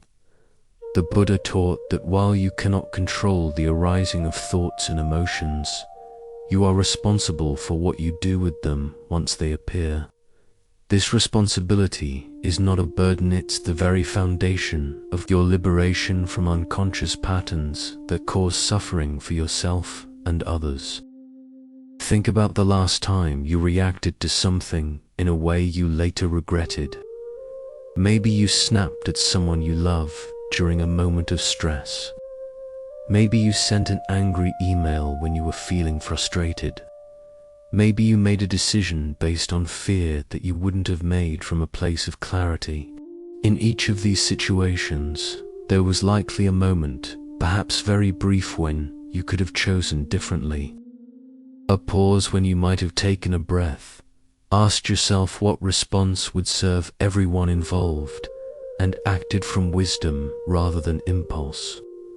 Sarah's cousin Alina discovered this truth during her recovery from cancer, when she was learning to manage not just her physical healing, but the complex emotions that came with facing her mortality. Alina had always been someone who prided herself on being positive and strong, but the cancer diagnosis brought up feelings of fear, anger, and grief that she didn't know how to handle. "I thought I was supposed to be grateful and optimistic all the time," Alina told Sarah. "When darker feelings came up, I would get angry at myself for having them, which just made everything worse." Elena's support group leader, a wise woman named Dr. Martinez, taught her a practice that transformed her relationship with difficult emotions. "Alina," Dr. Martinez said gently, "you don't choose what you feel, but you do choose what you do with what you feel." Dr. Martinez explained that emotions are like weather patterns in the sky of consciousness. They arise naturally based on conditions, and they pass away naturally when we don't resist them or feed them unnecessarily. "Your job," she said, "is not to control the weather, but to learn to respond skillfully to whatever weather arises." Alina began practicing what Dr. Martinez called emotional Aikido, the art of working with the energy of her emotions rather than against them. When fear arose about her prognosis, instead of fighting the fear or judging herself for feeling it, Alina would acknowledge it gently. "Fear is here. That makes sense, given what I'm facing. Then, instead of letting fear drive her decisions and behaviors, Alina would ask herself, given that fear is present, what would be the most helpful response right now? Sometimes the answer was to call a friend for support. Sometimes it was to gather more information from her medical team. Sometimes it was simply to breathe deeply and remind herself that she could handle uncertainty one day at a time. I learned the difference between acknowledging my emotions and being controlled by them, Alina explained to Sarah. I could feel afraid without making every decision from fear. I could feel sad without drowning in sadness. I could feel angry without becoming anger. This understanding naturally extended to Elena's relationships with other people. When her brother made thoughtless comments about her treatment choices, Elena felt the familiar surge of defensiveness and hurt. But instead of immediately responding from those reactive emotions, she would pause and ask herself, what response would serve both his concern and my boundaries? Sometimes Alina would educate her brother gently about why certain comments weren't helpful. Sometimes she would simply change the subject. Sometimes she would acknowledge that his comments came from love and worry, even when they were expressed clumsily. I realized, Alina said, that I had been living my life like an emotional ping-pong ball, bouncing back and forth between whatever feelings arose without any conscious choice about how to respond. When I learned to create space between feeling and responding, I finally started living my life instead of being lived by my emotions. This space between stimulus and response is what spiritual teachers throughout history have called the sacred pause. The moment when human beings demonstrate their capacity for conscious choice rather than unconscious reaction.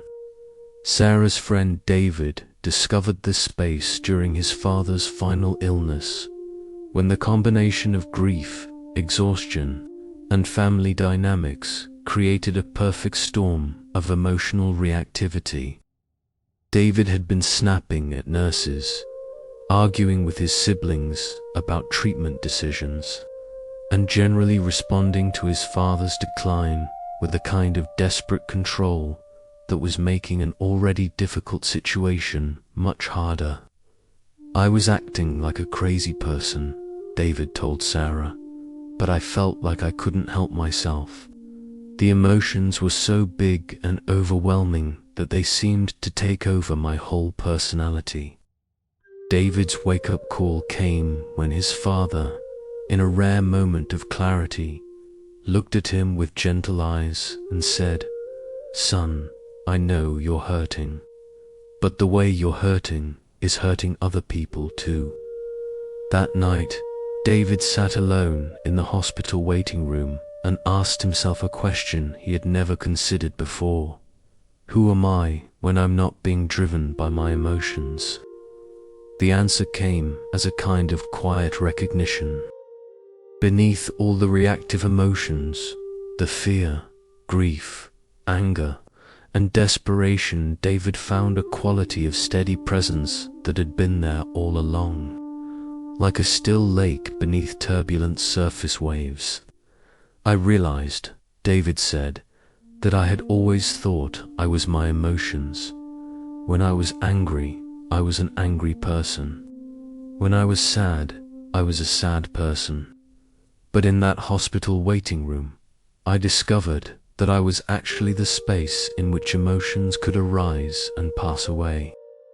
This recognition gave David access to what he called his inner adult, the part of himself that could feel the full range of human emotions, while also maintaining the capacity to choose responses that served everyone's highest good.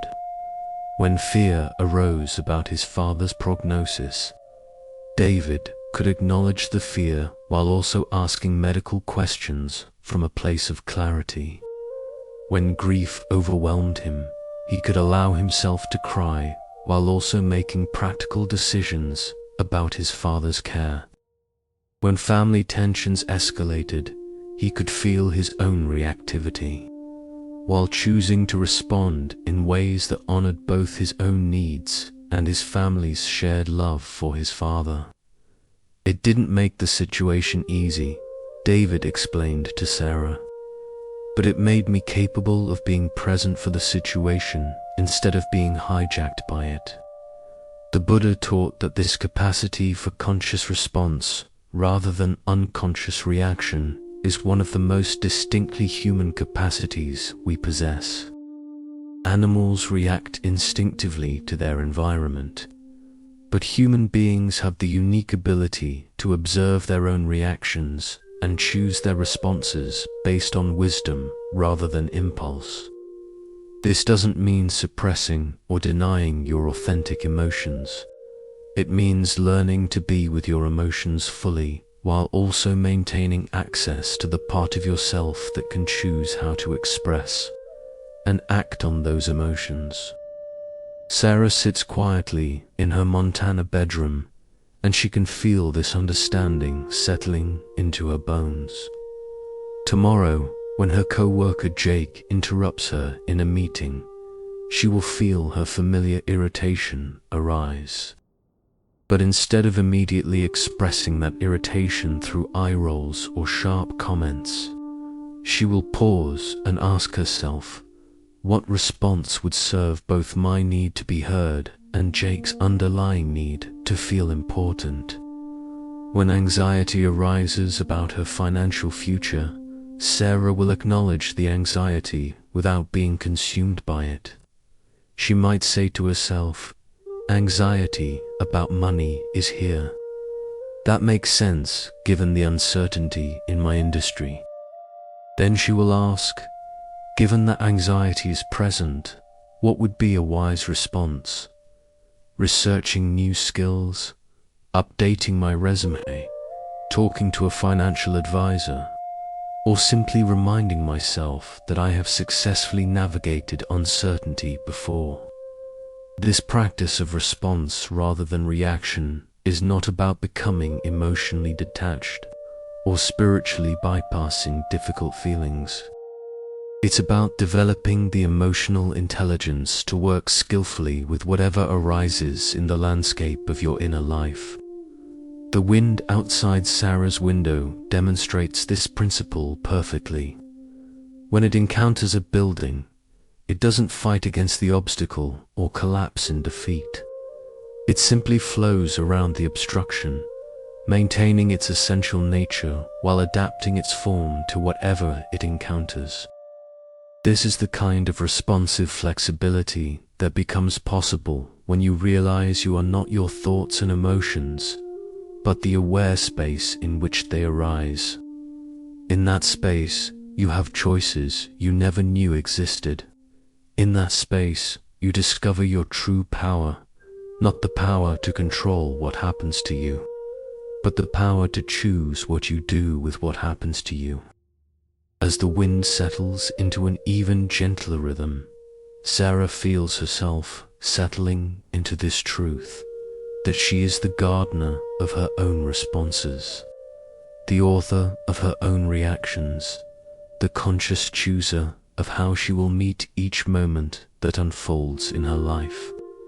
Tomorrow, she will practice creating that sacred pause between what happens and how she responds. She will experiment with asking herself, in moments of reactivity, what would love do here? What would wisdom choose?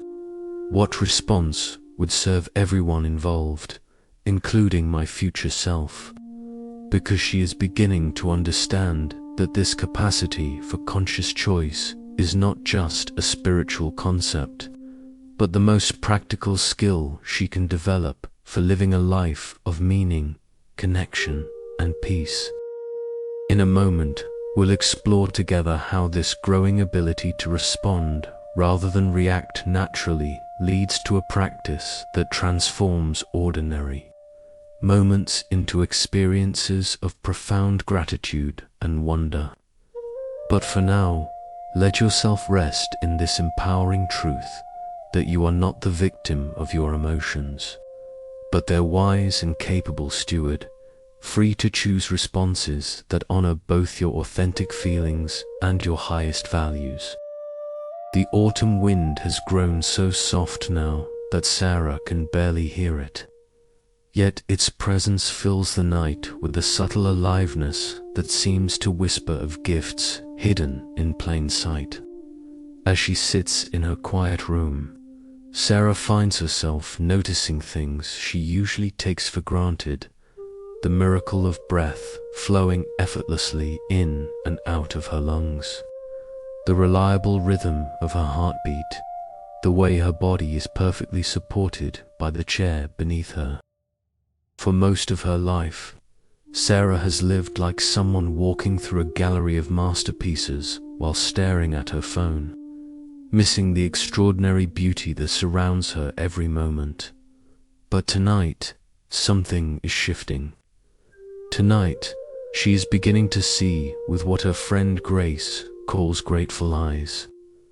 Grace discovered this way of seeing during the most ordinary Tuesday morning of her life. She had been rushing through her usual routine: coffee, shower, commute, while mentally rehearsing everything she needed to accomplish that day. Then, at a red light, Grace happened to glance at the car next to her and saw an elderly man tenderly helping his wife with her seatbelt. The simple gentleness of the gesture stopped Grace's mental chatter completely. In that moment, Grace realized she was surrounded by miracles she had been trained not to notice.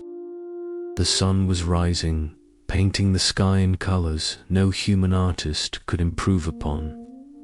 Her car was carrying her safely to work through a marvel of engineering and infrastructure.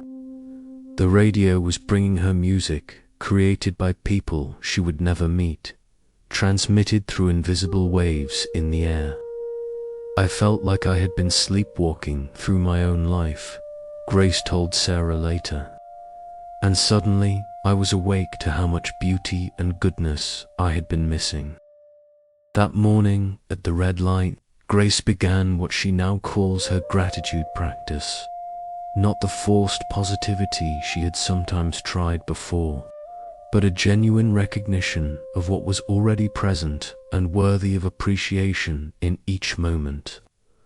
This is the 8th teaching carried on the wind, that gratitude is not just a nice sentiment, but a way of seeing that transforms your entire experience of being alive. The Buddha taught that gratitude arises naturally when we see clearly what is actually here, rather than focusing primarily on what is missing or wrong. This kind of seeing requires no special circumstances, simply requires the willingness to pay attention to the gifts that are already being given. Think about the last time you felt genuinely grateful for something. Not performatively thankful because you knew you should be, but actually moved by appreciation for some aspect of your life. In that moment of gratitude, how did your body feel? How did your relationship to your circumstances change? Most people notice that genuine gratitude creates a sense of expansion, warmth, and connection. The heart literally opens, the breath deepens, the mind becomes more peaceful. Problems don't disappear, but they take their proper place in the larger context of what is working, what is beautiful, what is worthy of appreciation. Sarah's uncle Marcus learned this during his recovery from alcoholism, when he was attending daily meetings and struggling to rebuild relationships that his drinking had damaged. Marcus had always been someone who focused on what was wrong, what needed fixing, what wasn't working in his life. This habit of attention had contributed to the despair that fueled his drinking in the first place. I lived in a world of problems, Marcus told Sarah. Every day was just an inventory of everything that was broken or missing or inadequate in my life. Marcus's sponsor, a quiet man named Antonio who had been sober for 15 years, suggested a practice that seemed almost ridiculous at first, writing down 3 things he was grateful for each morning before doing anything else. "I don't feel grateful," Marcus protested. "I've ruined my marriage, disappointed my kids, and nearly lost my job. What am I supposed to be grateful for?" "Start small," Antonio said gently. "Running water, a roof over your head. The fact that you woke up this morning with another chance to make different choices." Marcus resisted at first, but desperation made him willing to try anything. That first morning, he wrote down, "Hot shower, coffee, nobody died yesterday." It felt mechanical and forced, but he kept the commitment to his sponsor. Over the following weeks, something began to shift. Marcus started noticing small kindnesses he had been overlooking. The way his estranged wife still made sure his health insurance stayed active. The fact that his teenage daughter still texted him occasionally. The patience his co-workers showed as he worked to rebuild their trust. "It wasn't that my problems disappeared," Marcus explained to Sarah. "It was that I started living in a world that included both problems and gifts, instead of a world that was only problems." This shift in attention began to change Marcus's entire experience of recovery. Instead of white-knuckling his way through each sober day, he began to feel genuinely thankful for the clarity that sobriety was bringing to his life. Instead of focusing only on the relationships he had damaged, he started appreciating the ones that were healing and the new connections he was making in his recovery community. As Marcus's gratitude practice deepened, his family began to notice the change. His conversations became less focused on complaints and more focused on appreciation. His presence became more peaceful and more pleasant to be around. His wife, who had been considering divorce, agreed to try couples counseling. "Gratitude didn't fix my marriage overnight," Marcus said, "but it made me someone worth trying to reconcile with." The Buddha understood that gratitude is not about denying difficulties or pretending everything is perfect. It's about developing the capacity to see the full picture of your life, including both the challenges and the countless supports, beauties, and opportunities that are also present. Sarah's friend Alina practiced this kind of full-spectrum gratitude during her cancer treatment. Alina could have focused exclusively on the disease, the fear, the disruption to her normal life. Instead, she began each day by acknowledging 3 gifts that cancer couldn't touch. "I might be dealing with nausea," Alina would write in her journal, "but I can still taste the sweetness in my morning tea. I might be worried about the future, but I can still feel my daughter's hand holding mine. I might be exhausted from treatment, but I can still watch the sun set from my bedroom window." This practice didn't minimize Elena's legitimate concerns about her health, but it prevented those concerns from overshadowing every other aspect of her experience. She remained fully present to the reality of her illness while also staying connected to the reality of beauty, love, and wonder that continued to flow through her life. "Cancer was teaching me to pay attention to what I had been taking for granted," Alina told Sarah. "Not just my health, but everything: conversations with friends, the smell of coffee, the feeling of clean sheets, the sound of rain on the roof." Elena's gratitude practice began to transform her relationships as well. Instead of spending time with loved ones focused on her illness and worries, She started really seeing and appreciating the people who were showing up for her. She noticed her sister's way of bringing fresh flowers to every visit. She appreciated her neighbor's willingness to walk her dog when she was too tired. She felt moved by her doctor's genuine care and competence. Gratitude made me a better patient and a better friend, Alina said.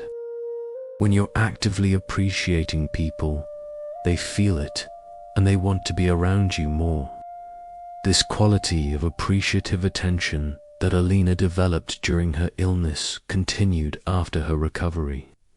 She had learned to live with what she called grateful eyes, a way of seeing that noticed and acknowledged the gifts woven throughout ordinary experience. Sarah's neighbor, Mrs. Chen, had cultivated this same quality of attention over her 87 years of living. When Sarah joined Mrs. Chen for their morning tea ritual, she noticed that Mrs. Chen seemed to find something worth appreciating in every moment. Mrs. Chen would hold her warm cup and say, "Isn't it amazing that someone grew these tea leaves on the other side of the world, and now their work is warming my hands?" She would listen to birdsong and comment, "They're having such important conversations out there. I wonder what news they're sharing." When Sarah asked Mrs. Chen about this habit of appreciation, the older woman smiled. "Honey, when you've lived as long as I have, you realize that life is short and full of suffering, but it's also unimaginably beautiful and generous. Gratitude is just accurate seeing." Mrs. Chen explained that gratitude wasn't something she had to manufacture or force. It arose naturally when she paid attention to what was actually present rather than what was missing. "Right now," Mrs. Chen said, "I could focus on my arthritis, my failing eyesight, the fact that most of my old friends have died. And those things are real. But I could also focus on this conversation with you, the way the morning light is hitting my garden, the fact that I woke up in my own bed in a house I love. Those things are real too." Mrs. Chen had learned that gratitude is a choice about where to place your attention, not a denial of difficulty, but a recognition of the fullness of experience that includes both challenge and gift. This kind of gratitude practice is available to anyone in any circumstances. It doesn't require perfect conditions or the absence of problems. It simply requires the willingness to notice what is already present and worthy of appreciation. Sarah sits in her quiet Montana bedroom, and she begins to experiment with this grateful way of seeing. Instead of taking her breath for granted, she appreciates the miraculous process by which oxygen enters her lungs and nourishes every cell in her body. Instead of ignoring the warmth of her blanket, she feels thankful for the cotton that was grown, harvested, woven, and transformed into this comfort that surrounds her now. She thinks about the electricity powering the soft lamp beside her chair, the complex infrastructure that brings light to her home at the flip of a switch. She considers the countless people whose work makes her daily life possible, the farmers who grow her food, the drivers who transport it, the people who maintain the roads they travel on. For the first time in months, Sarah feels genuinely moved by the web of interconnection and generosity that supports her existence every moment of every day. She has never been as alone or as unsupported as she sometimes believes. She has been surrounded by gifts she simply hadn't trained herself to see. This recognition doesn't solve Sarah's work stress or her worries about the future, but it places those concerns in a larger context of abundance and support. She begins to understand what Marcus learned in recovery, what Alina discovered during her illness, what Mrs. Chen has known for decades, that gratitude is not just a nice addition to life, but a fundamental way of seeing that changes everything. Tomorrow morning, Sarah will begin her own gratitude practice, not as a spiritual exercise, but as a training in accurate perception. She will notice 3 gifts before she gets out of bed, perhaps the softness of her pillow, the fact that she slept safely through the night, the promise of coffee waiting in her kitchen. Throughout the day, she will practice Mrs. Chen's grateful eyes, looking for the beauty and generosity that are always present but often overlooked. She will appreciate the competence of the barista who makes her coffee, the engineering marvel of her car, the way afternoon light transforms the landscape she drives through. This practice won't make her problems disappear, but it will help her live in a world that includes both problems and gifts, challenges and miracles, difficulties and countless reasons for appreciation. The wind outside continues its gentle work, touching everything with equal tenderness, the bare branches and the evergreens, the old fence posts and the new buildings, the sleeping animals and the late-night windows where people like Sarah are discovering new ways of seeing. As the night deepens around her quiet room, Sarah feels her heart expanding with a recognition that will change how she moves through tomorrow and all the tomorrows after that, that she lives in a universe that is constantly giving gifts, and gratitude is simply the practice of learning to receive them with open hands and an appreciative heart. In a moment, we'll explore together how this expanding gratitude naturally leads to the recognition that lasting change must begin within your own heart and mind. But for now, let yourself rest in this truth, that you are surrounded by miracles masquerading as ordinary experiences, and your willingness to notice them transforms both the miracles and the one who sees them. The Montana night has settled into its deepest stillness now, and Sarah finds herself contemplating a truth that both challenges and liberates, that all her efforts to change other people, to fix external circumstances, to rearrange the world according to her preferences, have been like trying to calm stormy waters by smoothing the surface with her hands. This understanding came into sharp focus earlier this year, when Sarah's friend David was struggling with his teenage son Luke, who had become increasingly defiant and distant. David had tried everything he could think of to change Luke's behavior, stricter rules, longer conversations, family therapy, taking away privileges, offering rewards. Nothing seemed to work, and their relationship was deteriorating with each failed attempt.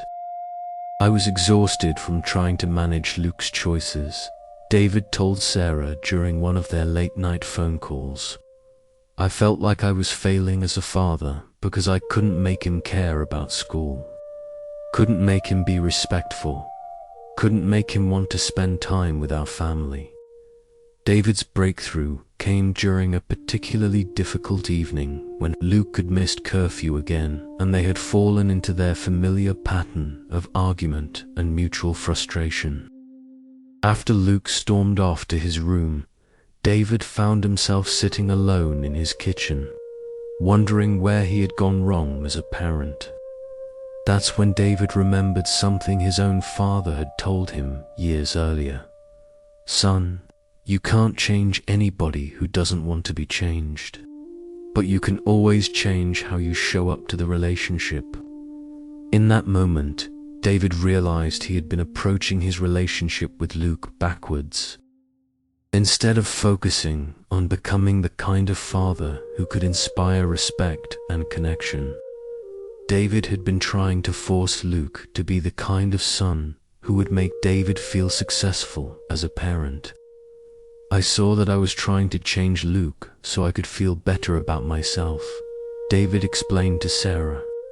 But what if I focused on changing myself so I could be genuinely helpful to Luke, regardless of how he responded? David began what he called his inside-out approach to parenting. Instead of lecturing Luke about responsibility, David examined his own patterns of follow-through and integrity. Instead of demanding that Luke be more respectful, David looked at how he could show up with more respect for Luke's autonomy and developing identity. Instead of trying to force connection, David worked on becoming someone Luke might actually want to connect with. This shift from trying to change Luke to focusing on changing himself had a profound effect on their household. David stopped taking Luke's teenage behavior personally and started responding to it with the kind of steady, loving presence he wished he had received during his own difficult adolescence. When Luke came home late, David would express his concern without launching into lectures about responsibility. When Luke was disrespectful, David would set clear boundaries without attacking Luke's character. When Luke seemed withdrawn, David would offer connection without demanding it. The paradox, David told Sarah, was that as soon as I stopped trying to change Luke, Luke started changing. Not because I was manipulating him, but because I was finally showing up as the father he needed me to be. This is the 9th teaching that moves through the autumn wind. That lasting change in your external world begins with authentic change in your inner world. With the courage to transform yourself rather than demand that others transform to meet your expectations. The Buddha taught this principle in his instruction about becoming a lamp unto yourself, not in the sense of isolated self-reliance, but in the recognition that the light you seek in the world must first be kindled within your own heart and mind. Think about a relationship in your life that has been challenging or disappointing. How much energy have you spent trying to get that person to be different, more attentive, more responsible, more appreciative, more understanding? How much frustration have you experienced when your efforts to change them haven't produced the results you hoped for? Now imagine what might happen if you redirected that same energy toward becoming the kind of person who could navigate that relationship with greater wisdom, patience, and skill. Instead of trying to make them more understanding, what if you became more understanding? Instead of demanding they be more patient with you, what if you became more patient with them? Sarah's aunt Alina discovered this principle during her recovery from cancer. When she was navigating complex relationships with family members who each had different ideas about how she should handle her treatment and healing process. Elena's sister Maria wanted her to try every alternative therapy she read about online. Her brother Carlos thought she should stick strictly to conventional medicine. Her daughter Sophia was constantly researching new treatments and sending Alina articles about dietary changes and supplements. Everyone had an opinion about what I should do, Alina told Sarah, and they all seemed frustrated that I wasn't following their advice. I was spending more energy managing their emotions about my cancer than I was spending on my own healing.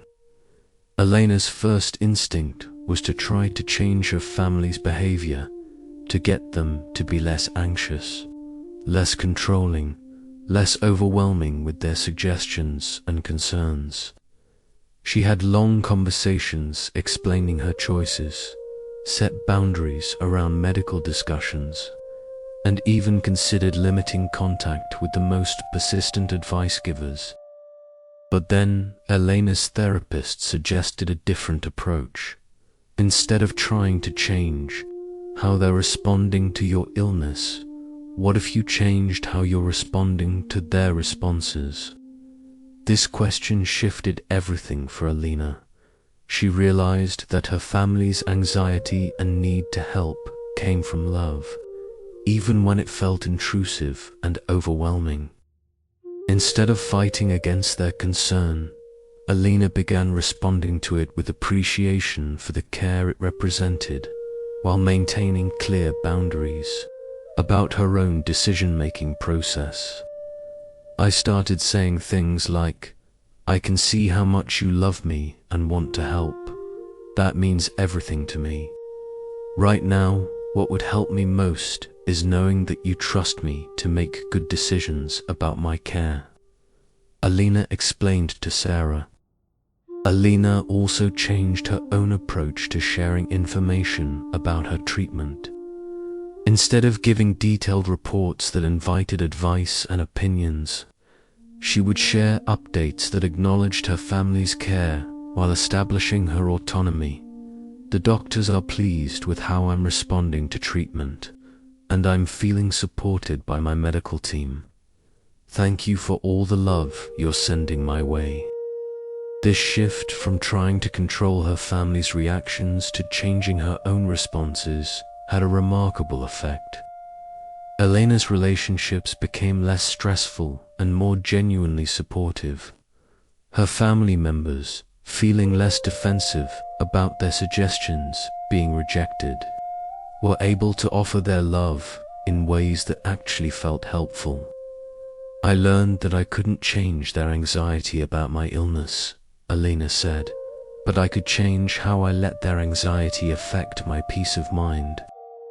When I stopped trying to manage their emotions, I had much more energy for managing my own healing." This principle extends far beyond personal relationships into every area of life where we encounter frustration with external circumstances. Sarah's friend Michael discovered this at work, where he had been increasingly frustrated with his company's inefficient processes and what he saw as poor leadership decisions.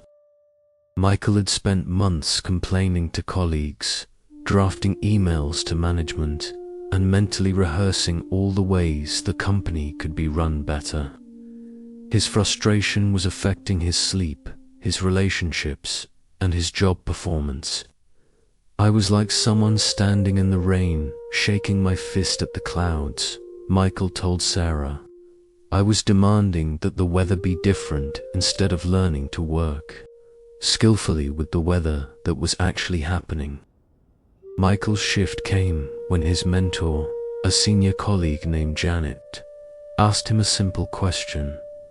"What would you do if you knew for certain that none of these organizational problems were going to change in the next 2 years?" The question forced Michael to stop focusing on what he couldn't control, the company's leadership and processes, and start focusing on what he could control, his own responses, skills, and choices within the existing system. Michael began what he called working with reality instead of against it. Instead of fighting inefficient processes, he became expert at navigating them quickly and helping newer employees do the same. Instead of complaining about poor communication from leadership, he became known for clear, helpful communication with his own team. Instead of being frustrated by limited resources, he became creative about accomplishing goals within existing constraints. "I stopped waiting for the company to become the place I wanted to work," Michael explained, "and started becoming the employee who could thrive in the place where I actually worked."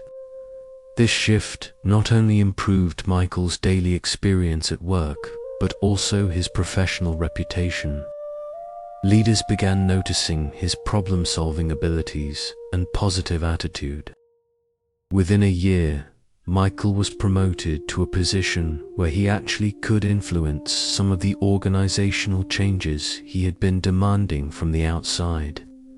"The irony," Michael said, "was that as soon as I stopped trying to force the company to change, I was given opportunities to help create positive change. But by then, I was approaching change from wisdom rather than frustration, from skill rather than complaint. The Buddha taught that this inside-out approach to change is not about becoming passive or accepting harmful situations without response. It's about becoming so grounded in your own clarity and compassion that you can respond to external challenges from a place of strength rather than reactivity. When you try to change others or external circumstances from a place of frustration, demand, or control, you often create resistance and defensiveness. But when you change yourself, becoming more patient, more skilled, more understanding, more creative, you often create conditions that naturally invite positive change in others and in your environment.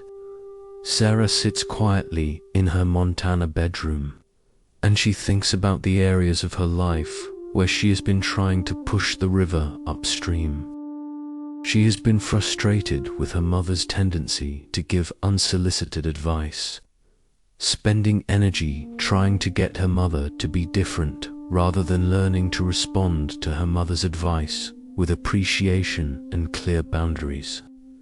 She has been annoyed with her job's bureaucratic requirements, focusing on how inefficient the system is rather than becoming excellent at working within the system while looking for opportunities to contribute to positive changes.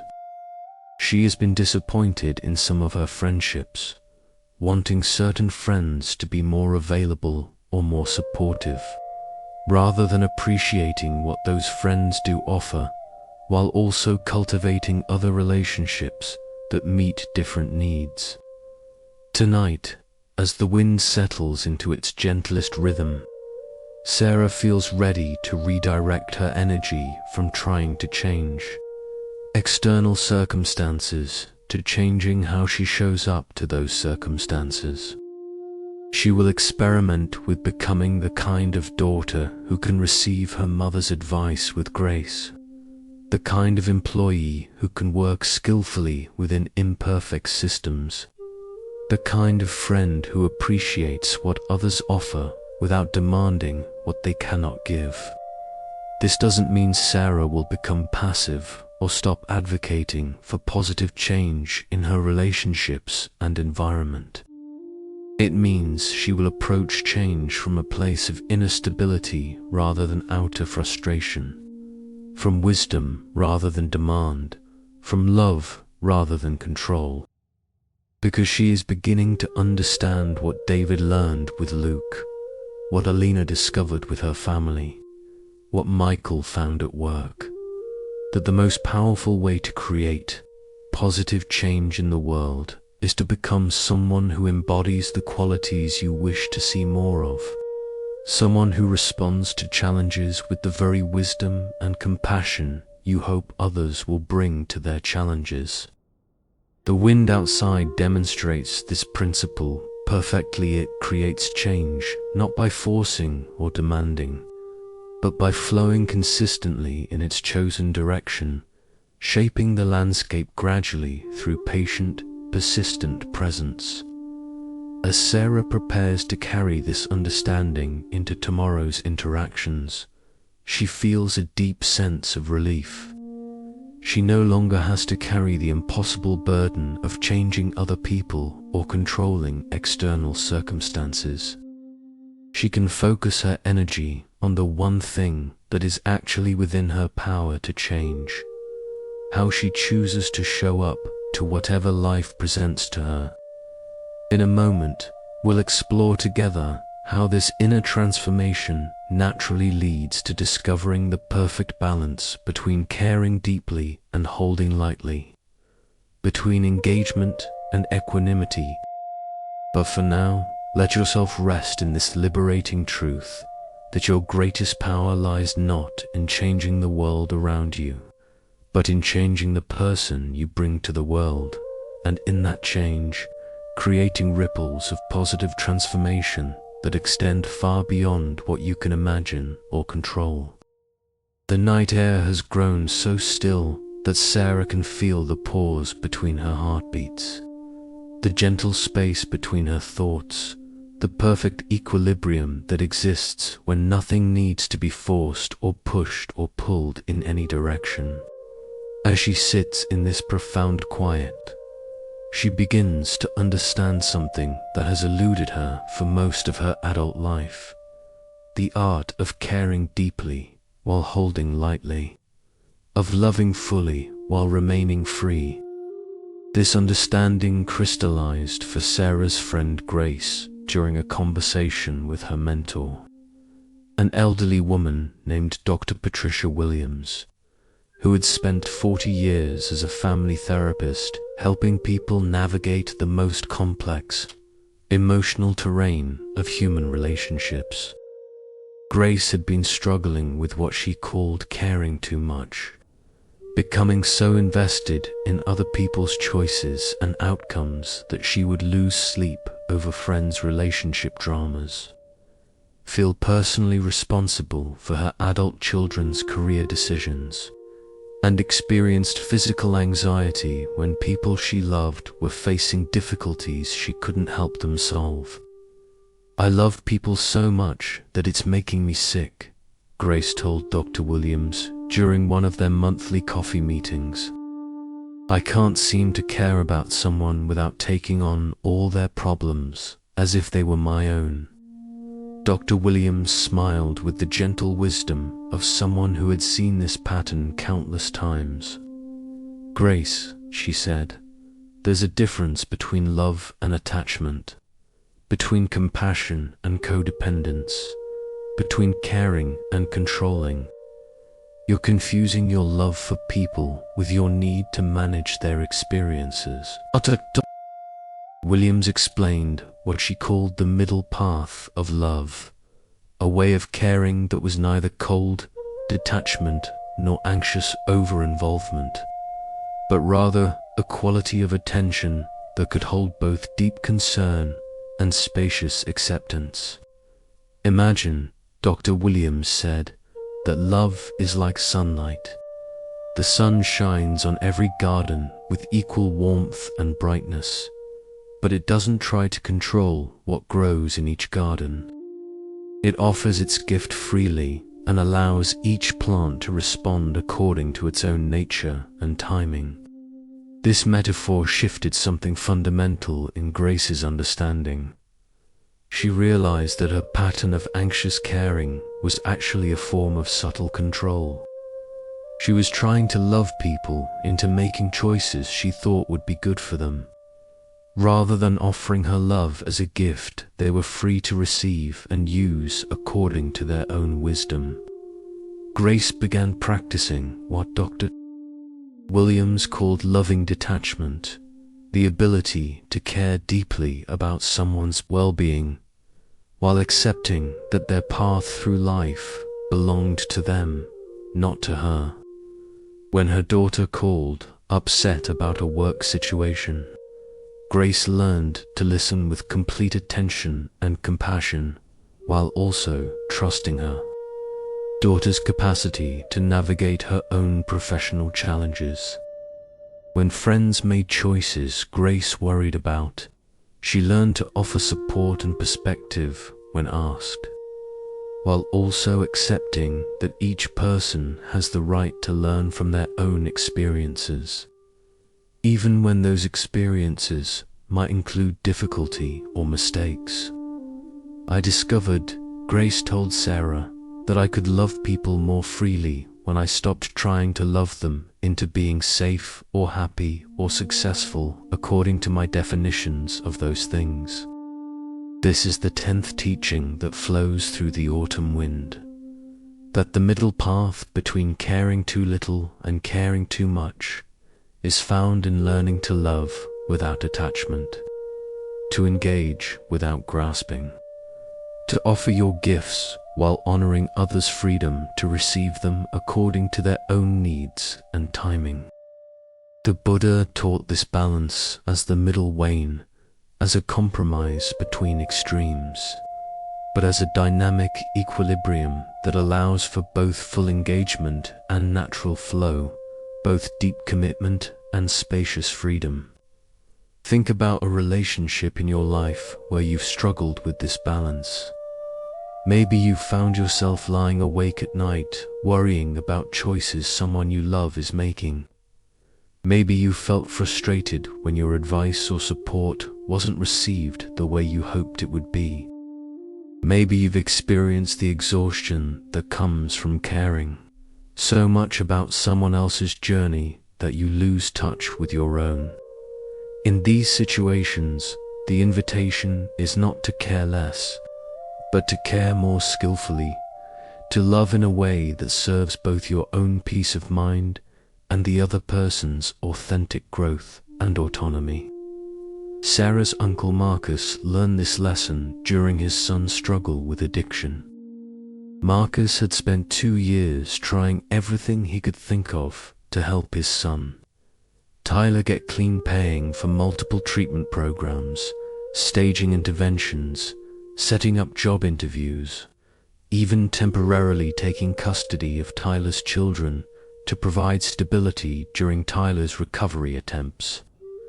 I was so focused on saving Tyler, Marcus told Sarah, that I was destroying myself and enabling his irresponsibility at the same time.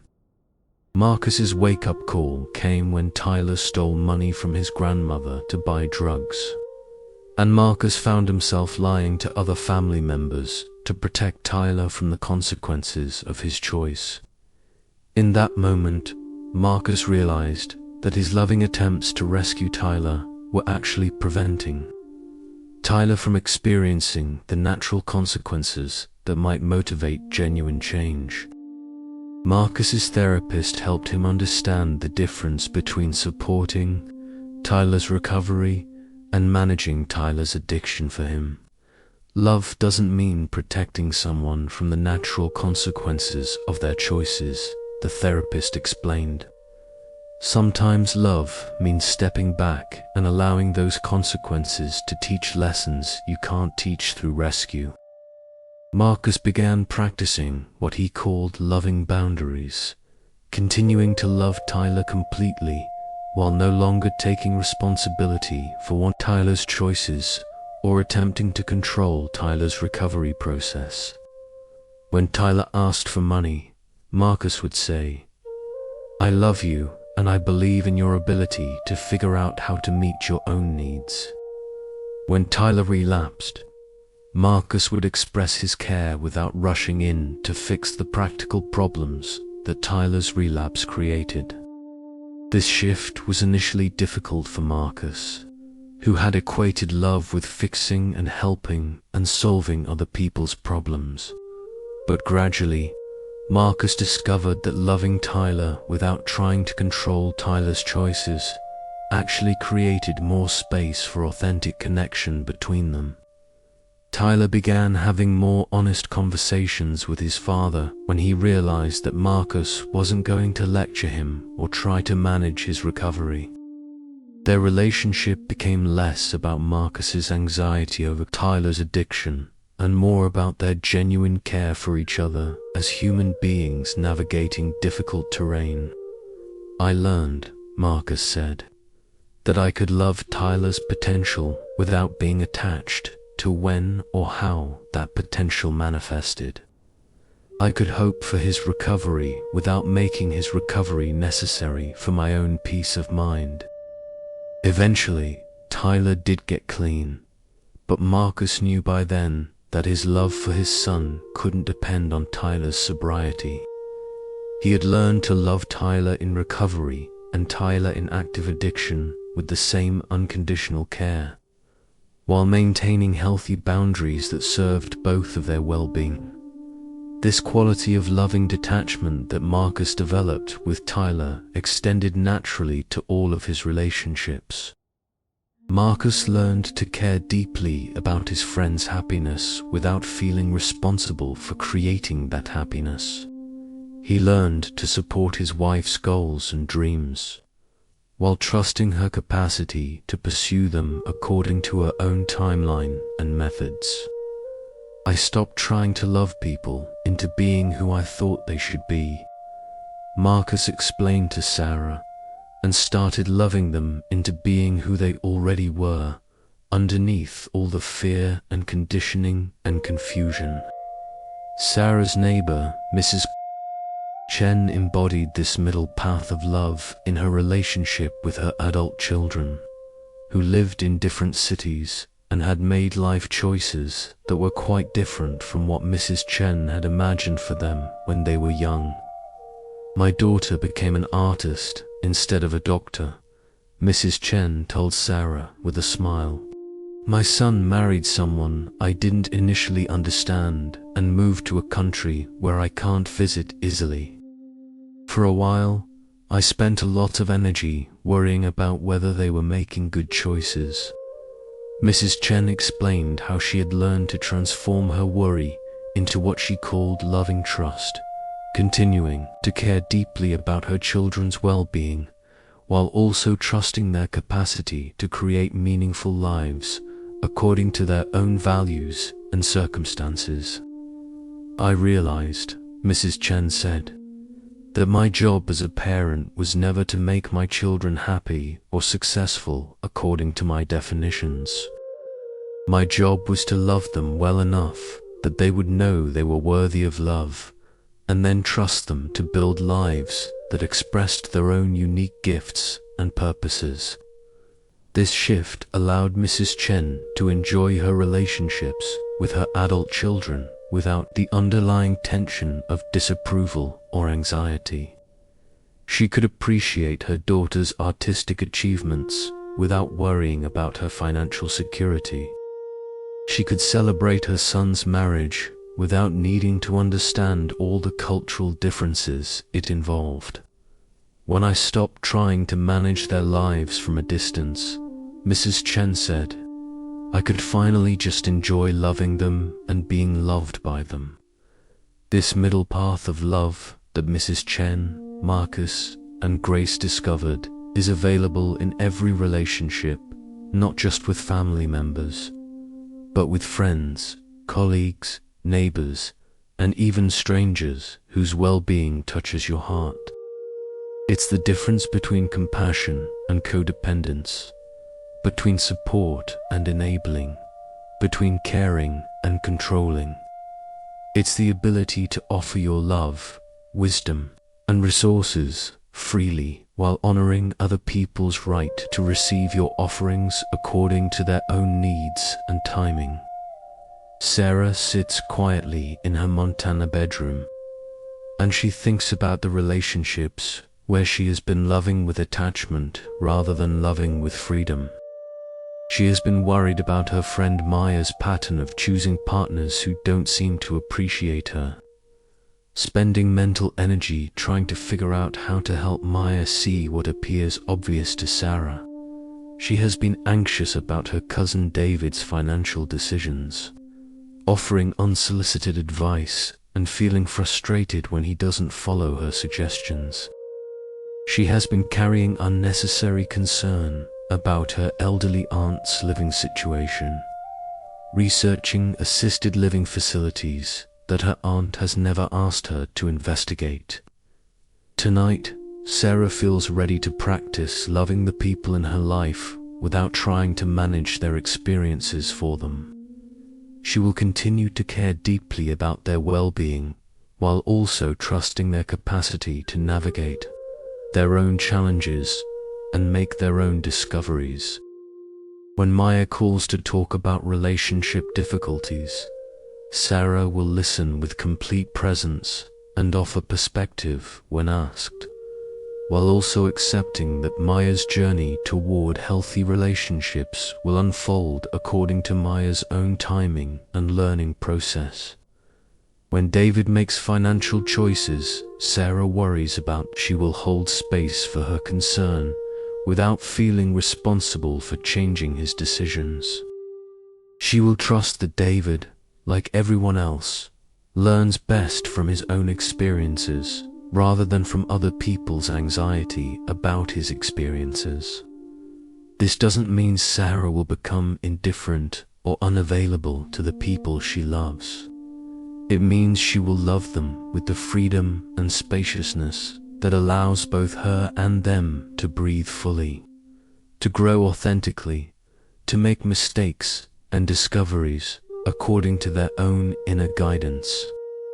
The wind outside Sarah's window embodies this perfect balance, caring for every tree it touches while never trying to control how each tree responds to its presence.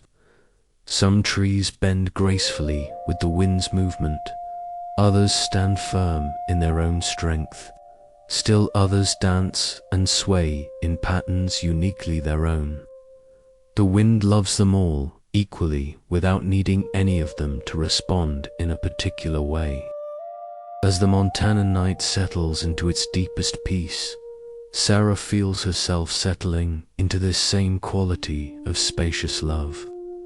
Tomorrow, she will practice caring deeply while holding lightly, loving fully while remaining free, offering her gifts while honoring others' autonomy to receive them according to their own wisdom.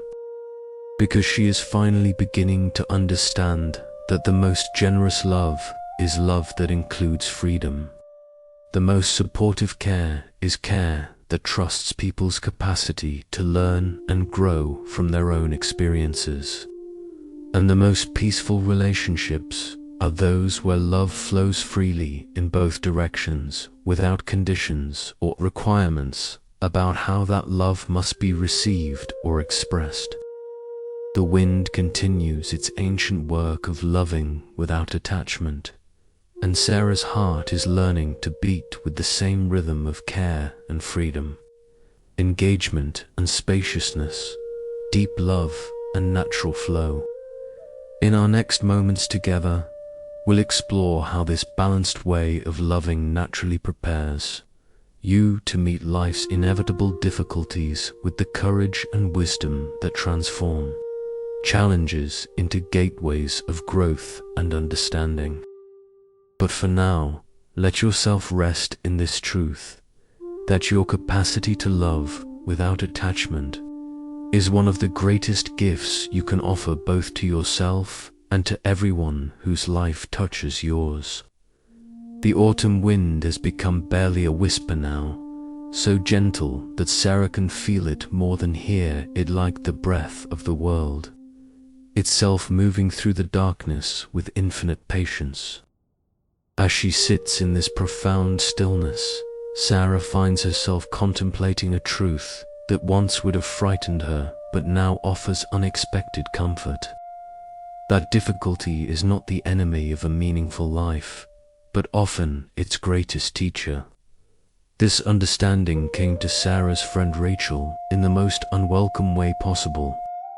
Rachel had spent 38 years believing that a good life was one where things went according to plan, where effort was rewarded with success, where responsible choices led to predictable outcomes. Then, within the span of 6 months, Rachel's husband left, her mother was diagnosed with dementia, and the non-profit organization where she had worked for 12 years lost its funding and closed. I felt like everything I had built was collapsing at once, Rachel told Sarah during one of their long walks through the mountains outside Helena. I kept thinking, this isn't supposed to happen. I've been a good person. I've made responsible choices. Why is everything falling apart? Rachel's first response to this convergence of difficulties was to fight against them with every resource she possessed. She hired the best divorce attorney she could afford, researched every possible treatment for her mother's condition, and spent countless hours networking to find another position in her field. She approached her challenges like problems to be solved, rather than experiences to be navigated with wisdom and grace. But the harder Rachel fought against her circumstances, the more exhausted and bitter she became. The divorce proceedings grew more contentious. Her mother's condition continued to deteriorate despite Rachel's research and advocacy, and the job market in her specialized field remained virtually non-existent. Rachel's breakthrough came during a conversation with her therapist, a gentlewoman named Dr. Sarah Martinez, who had worked with people facing major life transitions for over 20 years. Rachel, Dr. Martinez said during a particularly difficult session, "What if these challenges aren't punishments or mistakes or signs that you've done something wrong? What if they're actually invitations to discover strengths and wisdom you never knew you possessed?" This question stopped Rachel's familiar mental patterns completely. She had been so focused on making her difficulties disappear that she had never considered what they might be offering her in terms of growth, insight, or deeper understanding of herself and life. Dr. Martinez explained what she called collaborative resilience, the ability to work with difficult circumstances rather than against them, to find ways to grow through challenges rather than simply endure them until they passed. Imagine, Dr. Martinez said, that life is like a river, and you've been swimming upstream for months, exhausting yourself trying to make the water flow in a different direction. What would happen if you turned around and learned to navigate skillfully with the current, using the river's power to carry you towards something you couldn't reach by fighting against it? Over the following weeks, Rachel began experimenting with this different approach to her challenges. Instead of fighting her divorce, she focused on navigating it with integrity and wisdom, making decisions that honored both her own needs and her children's well-being. Instead of trying to cure her mother's dementia, Rachel learned to find moments of connection and meaning within the reality of her mother's condition.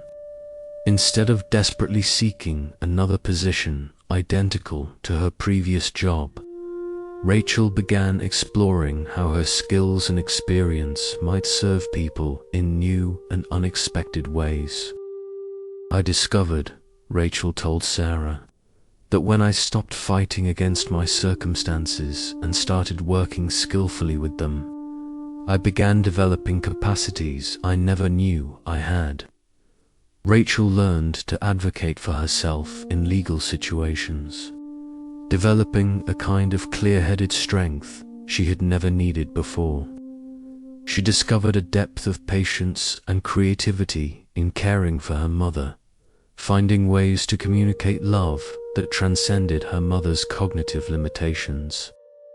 She developed entrepreneurial skills by creating her own consulting practice, discovering professional freedoms and satisfactions she never would have explored if her old job had continued. None of these things were easy, Rachel explained, but they were all meaningful in ways that my previous comfortable life hadn't been. The difficulties forced me to grow into a version of myself that I'm actually proud of. This transformation in Rachel's relationship to difficulty reflects the 11th teaching that moves through the wind, that challenges are not interruptions to your spiritual growth, but often the very experiences through which that growth occurs. The Buddha taught that suffering becomes a teacher when you meet it with awareness rather than resistance, with curiosity rather than victude, with the understanding that difficult experiences often reveal inner resources and wisdom that remain hidden during easier times. Think about a period of difficulty in your own life that you initially experienced as purely negative or unwelcome. As you look back on that time now, can you identify any strengths you developed, insights you gained, or qualities you discovered that might not have emerged without that particular challenge? This doesn't mean you should be grateful for suffering or seek out difficulties unnecessarily.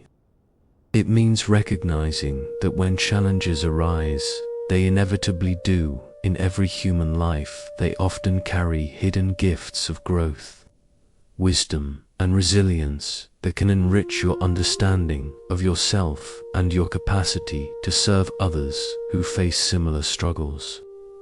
Sarah's aunt Alina discovered this during her cancer treatment, when the disease that initially seemed like pure devastation gradually revealed itself to be a profound teacher about what truly matters in life. Cancer stripped away everything I thought was important, Alina told Sarah, and in doing so, it showed me what was actually essential. Before her diagnosis, Alina had spent most of her mental energy worrying about things that seemed urgent but weren't truly significant: workplace politics, social obligations, whether her house was decorated stylishly enough, whether she was keeping up with friends, achievements, and acquisitions. The reality of facing her mortality shifted Elena's attention to what she called the irreducible essentials: her relationships with people she genuinely loved, her connection to beauty in nature and art, her opportunities to express kindness and generosity, her moments of genuine peace and presence. "I wouldn't choose to have cancer," Alina said, "but I also can't deny that it taught me how to live in ways I never would have learned otherwise. It showed me the difference between being busy and being alive." Elena's experience with cancer also revealed inner strengths she hadn't known she possessed. She discovered that she could face uncertainty with more grace than she had imagined possible. She found that she could receive help from others without feeling diminished, and offer vulnerability as a gift rather than a burden. "The hardest experience of my life," Alina reflected, "also became the experience that taught me the most about my own resilience, about the depth of love available in human relationships, and about the preciousness of ordinary moments that I had been taking for granted." Elena's cancer went into remission, but the wisdom she gained during treatment continued to enrich her life long after her physical healing was complete. She maintained the deeper priorities that cancer had revealed, continuing to focus on what was essential rather than what was merely urgent. Sarah's friend David learned similar lessons during the period when he was caring for his aging father while navigating his own divorce. Initially, David experienced this convergence of responsibilities as overwhelming and unfair, too much difficulty happening at once, more than any person should have to handle. But as David developed skills for meeting these challenges with presence and wisdom rather than resistance and self-pity, he began to discover that difficult circumstances were revealing qualities in himself that he hadn't known existed. "I learned that I was more patient than I thought," David told Sarah, "more capable of handling uncertainty, more able to find meaning in service to others, more resilient in the face of loss and change." David's experience of caring for his father while his marriage was ending taught him lessons about love, impermanence, and the preciousness of connection that he might never have learned during easier times. He developed a deeper appreciation for his father's life and character, a more mature understanding of the complexities of marriage and divorce, and a stronger sense of his own capacity to navigate difficulty with wisdom and grace. "I wouldn't choose to go through that period again," David said, "but I also wouldn't trade the person I became because of going through it. The difficulties forced me to develop qualities that have made every aspect of my life richer." This understanding that challenges can serve growth doesn't mean approaching difficulties with false enthusiasm or pretending that painful experiences are pleasant. It means meeting difficulties with what spiritual teacher Pema Chidran calls curious investigation, the willingness to explore what each challenge might be teaching you about your own strengths, values, and capacity for wisdom. Sarah's neighbor, Mrs. Chen, had learned this approach during the many decades of her long life, which had included the usual complement of human difficulties, the loss of loved ones, health challenges, financial uncertainties, disappointments, and heartbreaks of various kinds. Each hard time taught me something I couldn't learn any other way. Mrs. Chen told Sarah during one of their morning tea conversations. Losing my husband taught me about the preciousness of love while we have it. My children's struggles taught me about letting go with grace. My own aging has taught me about finding dignity and meaning even when my body doesn't work the way it used to. Mrs. Chen explained that she had learned to approach difficulties not as evidence that life was unfair or that she was being punished, but as opportunities to deepen her understanding of what it means to be human in a world where change and loss are inevitable. "I don't enjoy suffering," Mrs. Chen said with a gentle smile, "but I've learned to respect it as a teacher. When difficulties come, I try to ask myself, what is this experience trying to show me? What qualities is it asking me to develop? How might going through this help me understand and serve others who face similar challenges?" This approach had allowed Mrs. Chen to age with remarkable grace and wisdom, maintaining curiosity and openness even in the face of physical limitations and the losses that naturally accumulate over 8 decades of living. Sarah sits quietly in her Montana bedroom, and she thinks about her own relationship to difficulty. She has spent most of her adult life trying to avoid challenges, viewing any significant problem as evidence that something had gone wrong with her life planning or execution. But tonight, as she contemplates the teachings carried on the autumn wind, Sarah begins to see her current uncertainties about her career, her relationships, her financial future not as signs of failure or reason for despair, but as invitations to discover strengths and wisdom she has never needed to develop before. Perhaps her professional uncertainty is teaching her to value security that comes from within rather than from external circumstances. Perhaps her relationship challenges are helping her develop more authentic ways of connecting with others. Perhaps her financial concerns are revealing what she truly needs versus what she has been conditioned to want.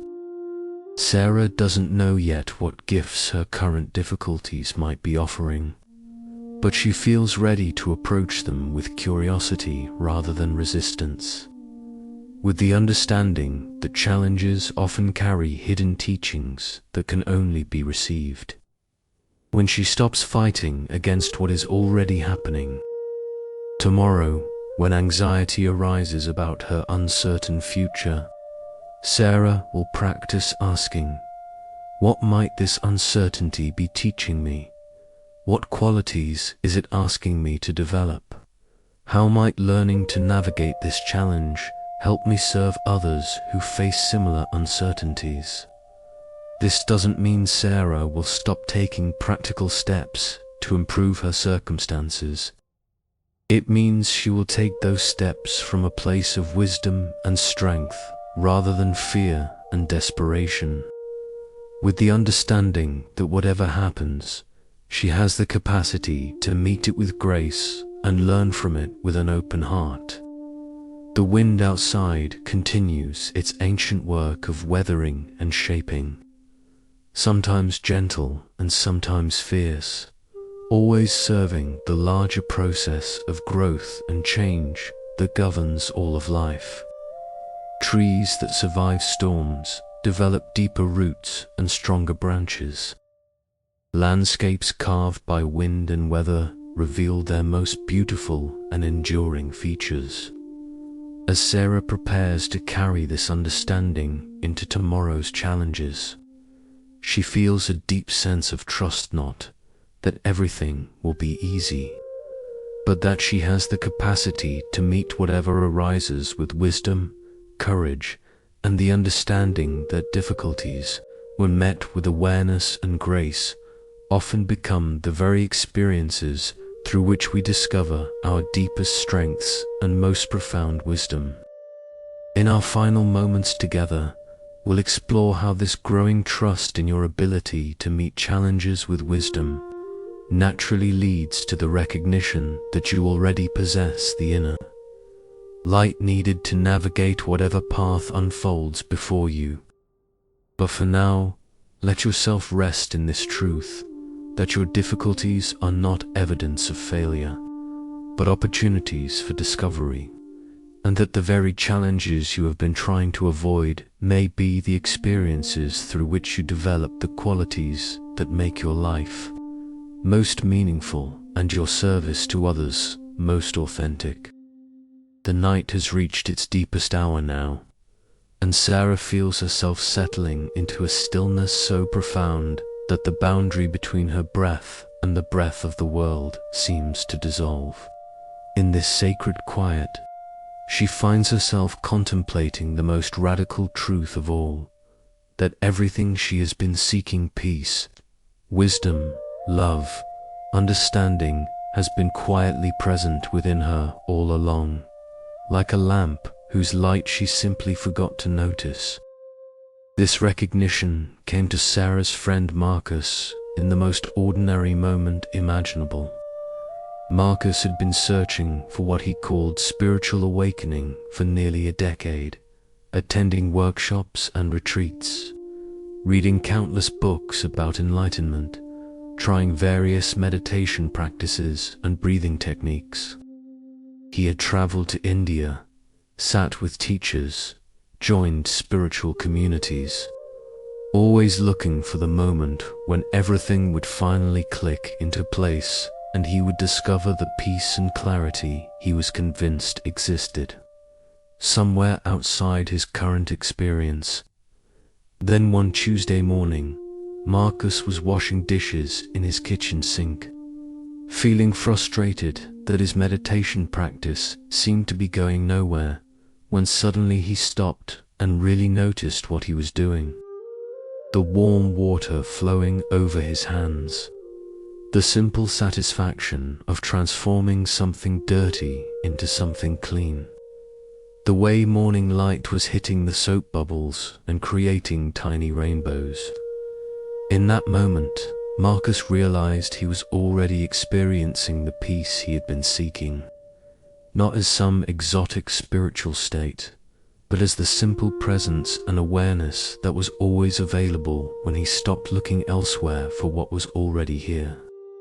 I felt like someone who had been searching everywhere for their glasses while wearing them, Marcus told Sarah later. The thing I was looking for wasn't hidden or distant or requiring special conditions. It was the very awareness through which I was doing the searching. Marcus had discovered what the Buddha meant when he spoke his final words: "Be a lamp unto yourself." Not because each person must become enlightened in isolation, but because the light of awareness you seek is not separate from the awareness you already are.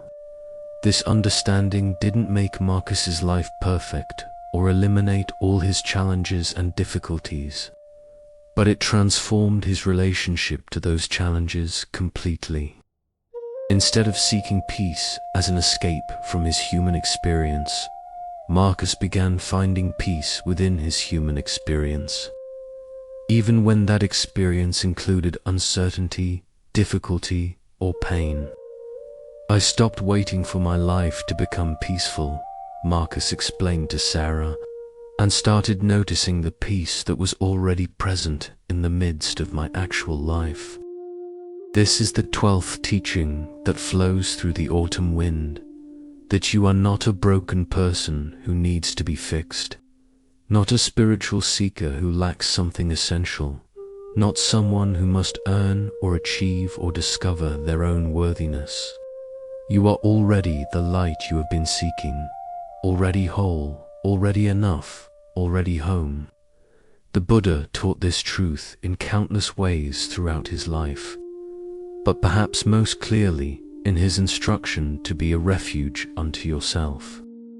Not because other people and teachers and communities aren't valuable sources of support and wisdom, but because the ultimate source of your peace and understanding is the awareness that you are, not something you need to acquire or develop or perfect. Think about a moment in your life when you felt completely at peace, not because everything was perfect, but because you were fully present to whatever was actually happening. Maybe you were walking in nature and suddenly felt connected to something larger than yourself. Maybe you were having a conversation with someone you love and time seemed to stop. Maybe you were engaged in some simple activity and found yourself completely absorbed in the present moment. In those moments of natural peace, what were you doing to create that experience? Chances are, you weren't doing anything special at all. You were simply being present, aware, open to what was actually happening, rather than lost in thoughts about what should be happening or might happen next. That presence, that awareness, that capacity for openness, that is your inner light. Not something you need to develop or achieve, but something you need to remember and trust and return to again and again. Sarah's aunt Alina realized this during her cancer recovery, when she stopped trying to become someone who could handle illness gracefully and started recognizing that she already was someone who could meet whatever arose with wisdom and courage. I had been thinking of myself as someone who needed to learn how to be strong, Alina told Sarah, when what I actually needed was to remember that I already was strong. The strength wasn't something I had to develop, it was what I discovered when I stopped doubting my capacity to handle what was already happening. Elena's recognition of her inner resilience didn't come through positive thinking or spiritual bypassing of her legitimate fears and concerns. It came through the simple acknowledgement that she was already successfully meeting each moment of her experience, even when those moments included uncertainty, fear, or physical discomfort. Every morning I woke up and faced another day of treatment or recovery, Alina said. Every evening I had successfully navigated whatever that day had brought. I realized that this capacity to meet life moment by moment wasn't something I needed to achieve. It was something I was already demonstrating. This shift from seeking strength to recognizing strength, from trying to develop wisdom to trusting the wisdom that was already present, transformed Elena's entire experience of illness and recovery. She stopped approaching her healing as a project she might fail at, and started approaching it as an expression of life force that was already flowing through her. Sarah's friend David discovered this same truth during his father's final illness, when the overwhelming responsibilities of caregiving forced him to stop trying to be someone who could handle everything perfectly and start trusting his capacity to respond appropriately to whatever each moment required. I kept thinking I needed to become someone who knew how to take care of a dying parent, David told Sarah, when what I actually needed was to trust that I already was someone who could love my father well, even in circumstances I had never faced before. David's recognition of his innate capacity for love and presence didn't eliminate the sadness and difficulty of watching his father decline. but it gave him access to inner resources he hadn't known he possessed, patience he didn't know he had, creativity in finding ways to communicate when words became difficult, strength to be present for conversations about death and legacy. I realized, David said, that I had been waiting to feel qualified for the most important experiences of my life, when the truth was that being alive already qualified me for everything life was asking me to meet. This understanding that you are already qualified, already enough, already possessing everything you need to meet your life with wisdom and grace, is not a consolation prize for people who can't achieve real spiritual development. It is the foundation from which all authentic spiritual growth occurs. When you recognize that you are already the light you seek, you stop approaching spiritual practice as a way to become someone different and start approaching it as a way to express more fully who you already are. When you trust your innate wisdom, you stop looking for external authorities to tell you how to live and start listening to the inner guidance that has been quietly available all along. Sarah's neighbor, Mrs. Chen, embodied this understanding in the most natural way. When Sarah asked her how she had become so wise and peaceful over her 87 years, Mrs. Chen laughed gently. "Honey," she said, "I didn't become wise. I just stopped pretending I wasn't. I didn't develop peace. I just stopped doing so many things that disturbed the peace that was already there." Mrs. Chen explained that her spiritual journey had been less about adding qualities she lacked and more about removing obstacles to expressing qualities she had always possessed. "When I stopped trying to control what other people thought of me, my natural kindness could flow more freely. When I stopped fighting against growing older, my natural acceptance became more apparent. When I stopped needing life to be different than it was, my natural contentment had space to emerge." Mrs. Chun's approach to spiritual development was like a sculptor who doesn't create beauty in stone, but reveals the beauty that was already waiting within the stone by carefully removing everything that obscures it. "You don't need to become someone else," Mrs. Chen told Sarah.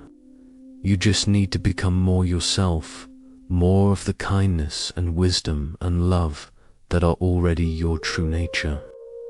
Sarah sits quietly in her Montana bedroom, and she feels this truth settling into her bones. She has spent years trying to become someone who could handle uncertainty with grace, when she is already someone who has successfully navigated every uncertain moment of her life up to this point. She has been seeking someone who could love without attachment, when she already possesses a heart capable of both deep care and generous freedom.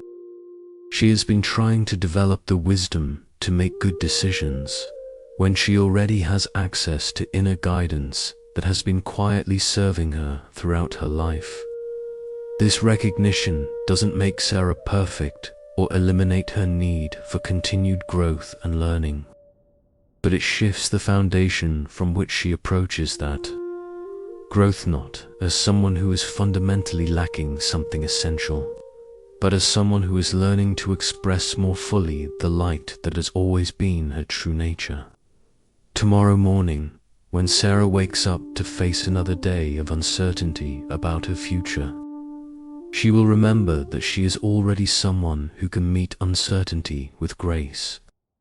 When challenges arise that seem beyond her capacity to handle, she will trust that the same life force that has carried her through every previous challenge is still flowing through her, still available to provide whatever wisdom and strength the moment requires. When she feels lost or confused, Sarah will remember that the very awareness through which she notices feeling lost is itself the clear space of knowing that can never actually be lost. When she doubts her capacity for love or wisdom or courage, she will remember that these qualities are not achievements to be earned, but expressions of her essential nature waiting to be lived. The wind outside has become so gentle now that Sarah can feel it more as a presence than a movement, like the breath of love itself, moving through the world with infinite patience and care. In this profound stillness, she understands that she is not separate from this gentle presence, but an expression of it. Not seeking the light, but already being the light that illuminates her own experience and offers warmth to everyone whose life touches hers. As the Montana night settles into its deepest peace, Sarah feels herself settling into the recognition that has been quietly waiting for her attention all along, that she is already home, already whole, already the lamp that can light her own way through whatever paths unfold before her. This understanding will deepen and mature over the years ahead, but its essence is complete right now, in this moment of quiet recognition. Sarah doesn't need to become someone else to live a meaningful life. She simply needs to become more fully herself, more of the love and wisdom and presence that are already her deepest truth. The wind knows this, the night knows this, and now, as she breathes quietly in her chair, Sarah is beginning to know it too. In our final moments together, we'll let this recognition settle completely, allowing the understanding to move from the mind into the heart, from concept into lived truth, from seeking into peaceful being. But for now, let yourself rest in this profound recognition that you are already the light you have been seeking, already home in the awareness that you are, already possessing everything you need to meet your life with wisdom, courage, and love. The wind has grown so still now that Sarah can barely distinguish it from the silence, yet somehow its presence has never felt more complete. It moves through the Montana darkness like a gentle reminder that the most profound truths are often whispered rather than shouted, felt rather than understood, received in the heart's deepest listening rather than grasped by the eager mind. As Sarah sits in this sacred stillness, she feels herself arriving at something that isn't a destination at all, but rather a way of walking that transforms every step into homecoming. Tonight, she has touched something that will change how she meets tomorrow and all the tomorrows that follow, not because she has learned new concepts, but because she has remembered who she has always been beneath the layers of doubt and seeking and forgetting. Her friend Maria discovered this kind of remembering during what she later called her moment of perfect ordinary grace. Maria had been struggling with depression for 2 years, feeling disconnected from any sense of meaning or purpose. When she found herself standing in her kitchen one evening, preparing dinner for her family with what she thought was simple duty and routine. But as Maria chopped vegetables for the soup, something shifted. She began to notice the colors and textures beneath her hands, the way the onions made her eyes water with their fierce aliveness, the sound of oil heating in the pan with its promise of nourishment to come. She felt the presence of her family in the next room, heard their voices mixing with laughter and ordinary conversation. In that moment, Maria realized she wasn't just making dinner, she was participating in something sacred and ancient. The endless human ritual of transforming simple ingredients into sustenance and love.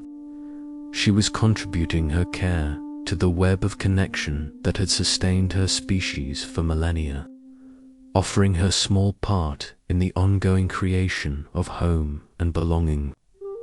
I understood suddenly that I had never been as alone or as purposeless as I believed, Maria told Sarah.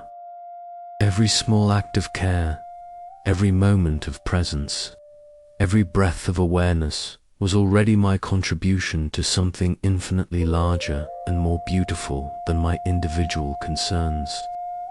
This recognition didn't cure Maria's depression overnight, but it gave her access to a ground of meaning that existed independently of her fluctuating moods and circumstances. She began to understand that her life had always mattered, not because of any great achievements or special talents, but because her very existence was part of the ongoing miracle of consciousness, awakening to itself through countless individual hearts and minds. I stopped waiting for my life to become meaningful, Maria said, and started noticing the meaning that was already woven through every ordinary moment. This is the 13th teaching that moves through the wind like a blessing, that your life is not a problem to be solved or a project to be completed, but a gift to be lived, a unique expression of the same awareness that looks out through every pair of eyes, beats in every heart, breathes through every living being. The Buddha spent his entire teaching career pointing to this one recognition, that what you are seeking is what you already are, that what you long for is what you already possess, that home is not a place you must travel to find, but the very ground of being from which you have never actually departed. This understanding comes not as a grand revelation, but as a gentle remembering, like waking from a dream of being lost to find yourself safe in your own bed. You don't become enlightened, you recognize that the light of awareness you thought you needed to develop is the very light through which you have been seeing all along. Sarah feels this recognition settling through her entire being, not as new knowledge, but as ancient memory finally returning. She has spent so many years believing she needed to become someone else, more spiritual, more successful, more secure, more certain about her path through life. But tonight, as the Montana wind whispers its final teachings through the darkness, Sarah understands that she has never needed to become anyone other than who she already is, a unique expression of the same life force that moves the stars in their courses, grows flowers from seemingly barren soil, and inspires countless acts of kindness and courage in hearts around the world. Her breath is part of the same breathing that sustains all life. Her awareness is part of the same consciousness that witnesses sunrises and sunsets, births and deaths, the endless cycles of growth and rest and renewal that govern all existence. Her capacity for love is part of the same love that holds galaxies in space and helps children learn to walk, and creates music that moves people to tears. Sarah doesn't need to achieve this connection. She needs only to remember it, to stop believing in the separation that was never actually true, to return again and again to the simple recognition that she belongs here, that her life matters, that her presence is a gift to the world whether she feels that way or not. Tomorrow morning, Sarah will wake up and make coffee and brush her teeth and step outside into whatever weather awaits her. But she will do these simple things with a different quality of attention, not as someone going through the motions until her real life begins, but as someone who recognizes that her real life has been happening all along, hidden in plain sight within the most ordinary moments. When uncertainty arises about her future, Sarah will meet it not as evidence that something is wrong with her life, but as a natural part of being human in a world where change is the only constant. When difficulties present themselves, she will approach them not as punishments or mistakes, but as opportunities to discover and express the wisdom and resilience that are her birthright. When loneliness touches her heart, Sarah will remember that she is connected to every person who has ever felt lonely, part of the vast web of beings learning to love across the apparent distances that separate individual lives. When joy arises, she will receive it not as something she has earned, but as a gift freely given by a universe that is constantly creating reasons for celebration. The wind outside has become so gentle now that Sarah wonders if she is imagining it. Yet she can feel its presence moving through the trees, across the fields, around her house like a quiet blessing that asks for nothing and offers everything. In this perfect stillness, she understands that she has been breathing with this same wind all her life, that her breath and the world's breath have never been separate, that every moment of her existence has been a form of prayer, whether she recognized it as such or not. Sarah rises slowly from her chair, feeling something settle in her bones that will never leave her now. She moves to the window and places her palm against the cool glass, feeling the night's vastness pressing gently against her touch. Somewhere in the darkness, other people are learning these same lessons in their own ways, through joy and sorrow, through connection and solitude, through the countless forms that love takes when it wants to recognize itself more fully. She thinks of Marcus learning to let go without losing love, of Alina finding strength she didn't know she possessed, of Mrs. Chen sharing wisdom that has been polished by decades of gentle living. She thinks of David learning to respond rather than react, of Grace discovering how to care without controlling, of everyone who has ever stood at a window in the deep of night and felt themselves held by something larger and more compassionate than their individual concerns. As Sarah prepares to turn away from the window and make ready for sleep, she carries with her an understanding that will change everything while changing nothing at all. Tomorrow she will face the same uncertain world, the same challenges and opportunities, the same mixture of difficulty and beauty that defines human existence.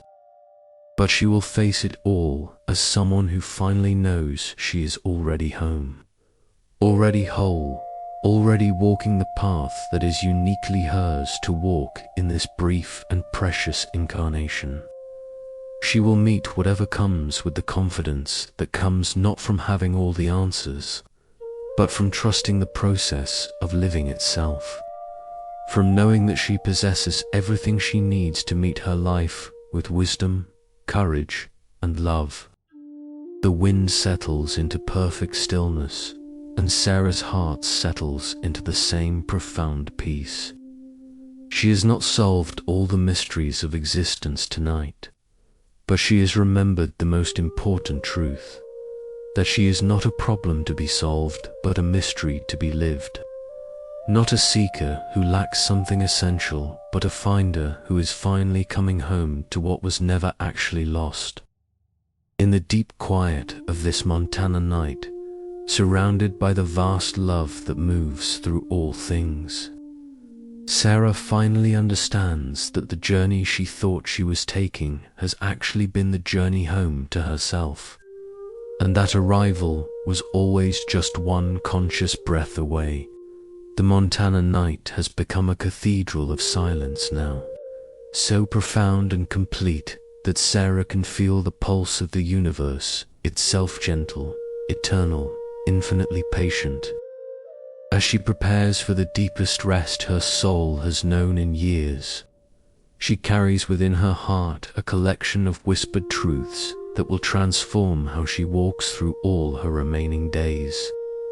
The wind has taught her that everything passes, that holding too tightly creates the very suffering she has been trying to avoid. She has learned that peace lives not in perfect circumstances, but in the willingness to be fully present to whatever circumstances arise. She understands now that her thoughts are seeds she can plant with intention, that this moment is the only place where life actually unfolds, that every person she meets is seeking the same fundamental happiness that moves her own heart. Sarah has remembered that she is responsible not for controlling what happens to her, but for choosing how she responds to what happens. She has discovered that gratitude transforms ordinary moments into gifts of immeasurable value. That lasting change begins with changing herself rather than demanding that the world rearrange itself to meet her expectations. She has learned the art of loving without attachment, of caring deeply while holding lightly, of offering her gifts freely while honoring others' freedom to receive them according to their own wisdom and timing. She understands that difficulties are often her greatest teachers, revealing strengths and insights that remain hidden during easier seasons. Most profoundly, Sarah has remembered that she is already the light she has been seeking, already home in the awareness that looks out through her eyes, already possessing everything she needs to meet her life with wisdom, courage, and boundless love. These truths settle through her, being like snowflakes finding their perfect resting place, each one unique yet part of the same beautiful wholeness. As Sarah prepares for sleep, she feels herself held by something infinitely gentle and completely trustworthy, not as an escape from her human experience, but as the very ground that makes her human experience sacred. Tomorrow will bring its own weather, its own challenges and gifts, its own opportunities to practice these gentle teachings in the midst of ordinary life. Sarah will wake up and make coffee and go to work and have conversations and make decisions, but she will do all of these things as someone who finally knows she belongs here, that her presence matters, that every breath is both a prayer and an answer to prayer. She will face uncertainty with the confidence that comes from knowing she has successfully navigated every uncertain moment of her life thus far. She will meet difficulties with the understanding that challenges often carry hidden gifts of growth and wisdom. She will encounter other people with the recognition that everyone is seeking peace and happiness in their own way, deserving of the same patience and compassion she hopes to receive on her own journey. When fear arises, Sarah will breathe with it rather than fight against it, remembering that even fear is part of the human experience she is here to live fully. When joy appears, she will receive it with open hands, understanding that happiness is not something she must earn, but something that naturally flows when she stops obstructing its movement through her life. As the night embraces her in its perfect darkness, Sarah feels herself dissolving into a peace so complete that the boundaries between inside and outside, between self and world, seem to fade into irrelevance. She is the silence listening to itself, the darkness aware of its own gentle presence, the love that recognizes itself in every form it takes. The wind has become her breath now, and her breath has become the wind. The stillness outside her window lives in the stillness of her heart. The vast Montana landscape sleeping under starlight is the same vastness that holds her thoughts and dreams and quiet recognitions in infinite, tender space. In this sacred hour before dawn, Sarah understands that she has not learned something new tonight, but remembered something ancient, that she is already and has always been exactly where she belongs, held by love that requires nothing from her except the willingness to receive it, to embody it, to let it flow through her life as naturally as water flows downhill toward the sea. Sleep comes like a gentle blessing, carrying Sarah into dreams that are themselves expressions of the same peace she has discovered in waking. Her breath slows to match the rhythm of the earth itself, turning through space, held in its orbit by the same invisible forces that hold her life in its perfect unfolding. The wind outside settles into complete stillness, its teachings complete, its gifts received. In bedrooms and cabins and apartments around the world, other souls are finding their own ways home to this same recognition that they are not separate from the love that moves the sun and stars, not different from the awareness that witnesses sunrises and sunsets, not other than the peace they have been seeking through countless paths and practices and prayers. Sarah's breathing deepens into the rhythm of perfect trust, perfect rest, perfect belonging. She sleeps now as someone who finally knows she is home, who has remembered that she never actually left, who will wake tomorrow not as a seeker still searching, but as a finder finally willing to live what she has found. The Montana night holds her gently, the way the universe has been holding her all along, with infinite patience, unconditional love, and complete confidence in her capacity to meet whatever dawn brings with wisdom, presence, and an open heart. In the deep silence before sunrise, everything rests in its perfect place. Sarah sleeps the sleep of those who have remembered their true nature. The wind has delivered its ancient teachings. The night has offered its gift of restoration and peace. And somewhere in the vast tenderness that connects all things, the same love that sparked stars into existence continues its eternal work of awakening to itself through countless hearts learning to beat with compassion, countless minds learning to rest in wisdom, countless souls learning to come home to the light they have always been. All is well. All has always been well. All will continue to be well in ways that surpass understanding, but can be lived, breathed, and shared through the simple willingness to be fully present to this one precious life, this one sacred breath, this one perfect moment that contains all moments and leads gently into the endless mystery of awakening love. The journey home is complete. The path ahead is clear. The next breath is both arrival and departure, ending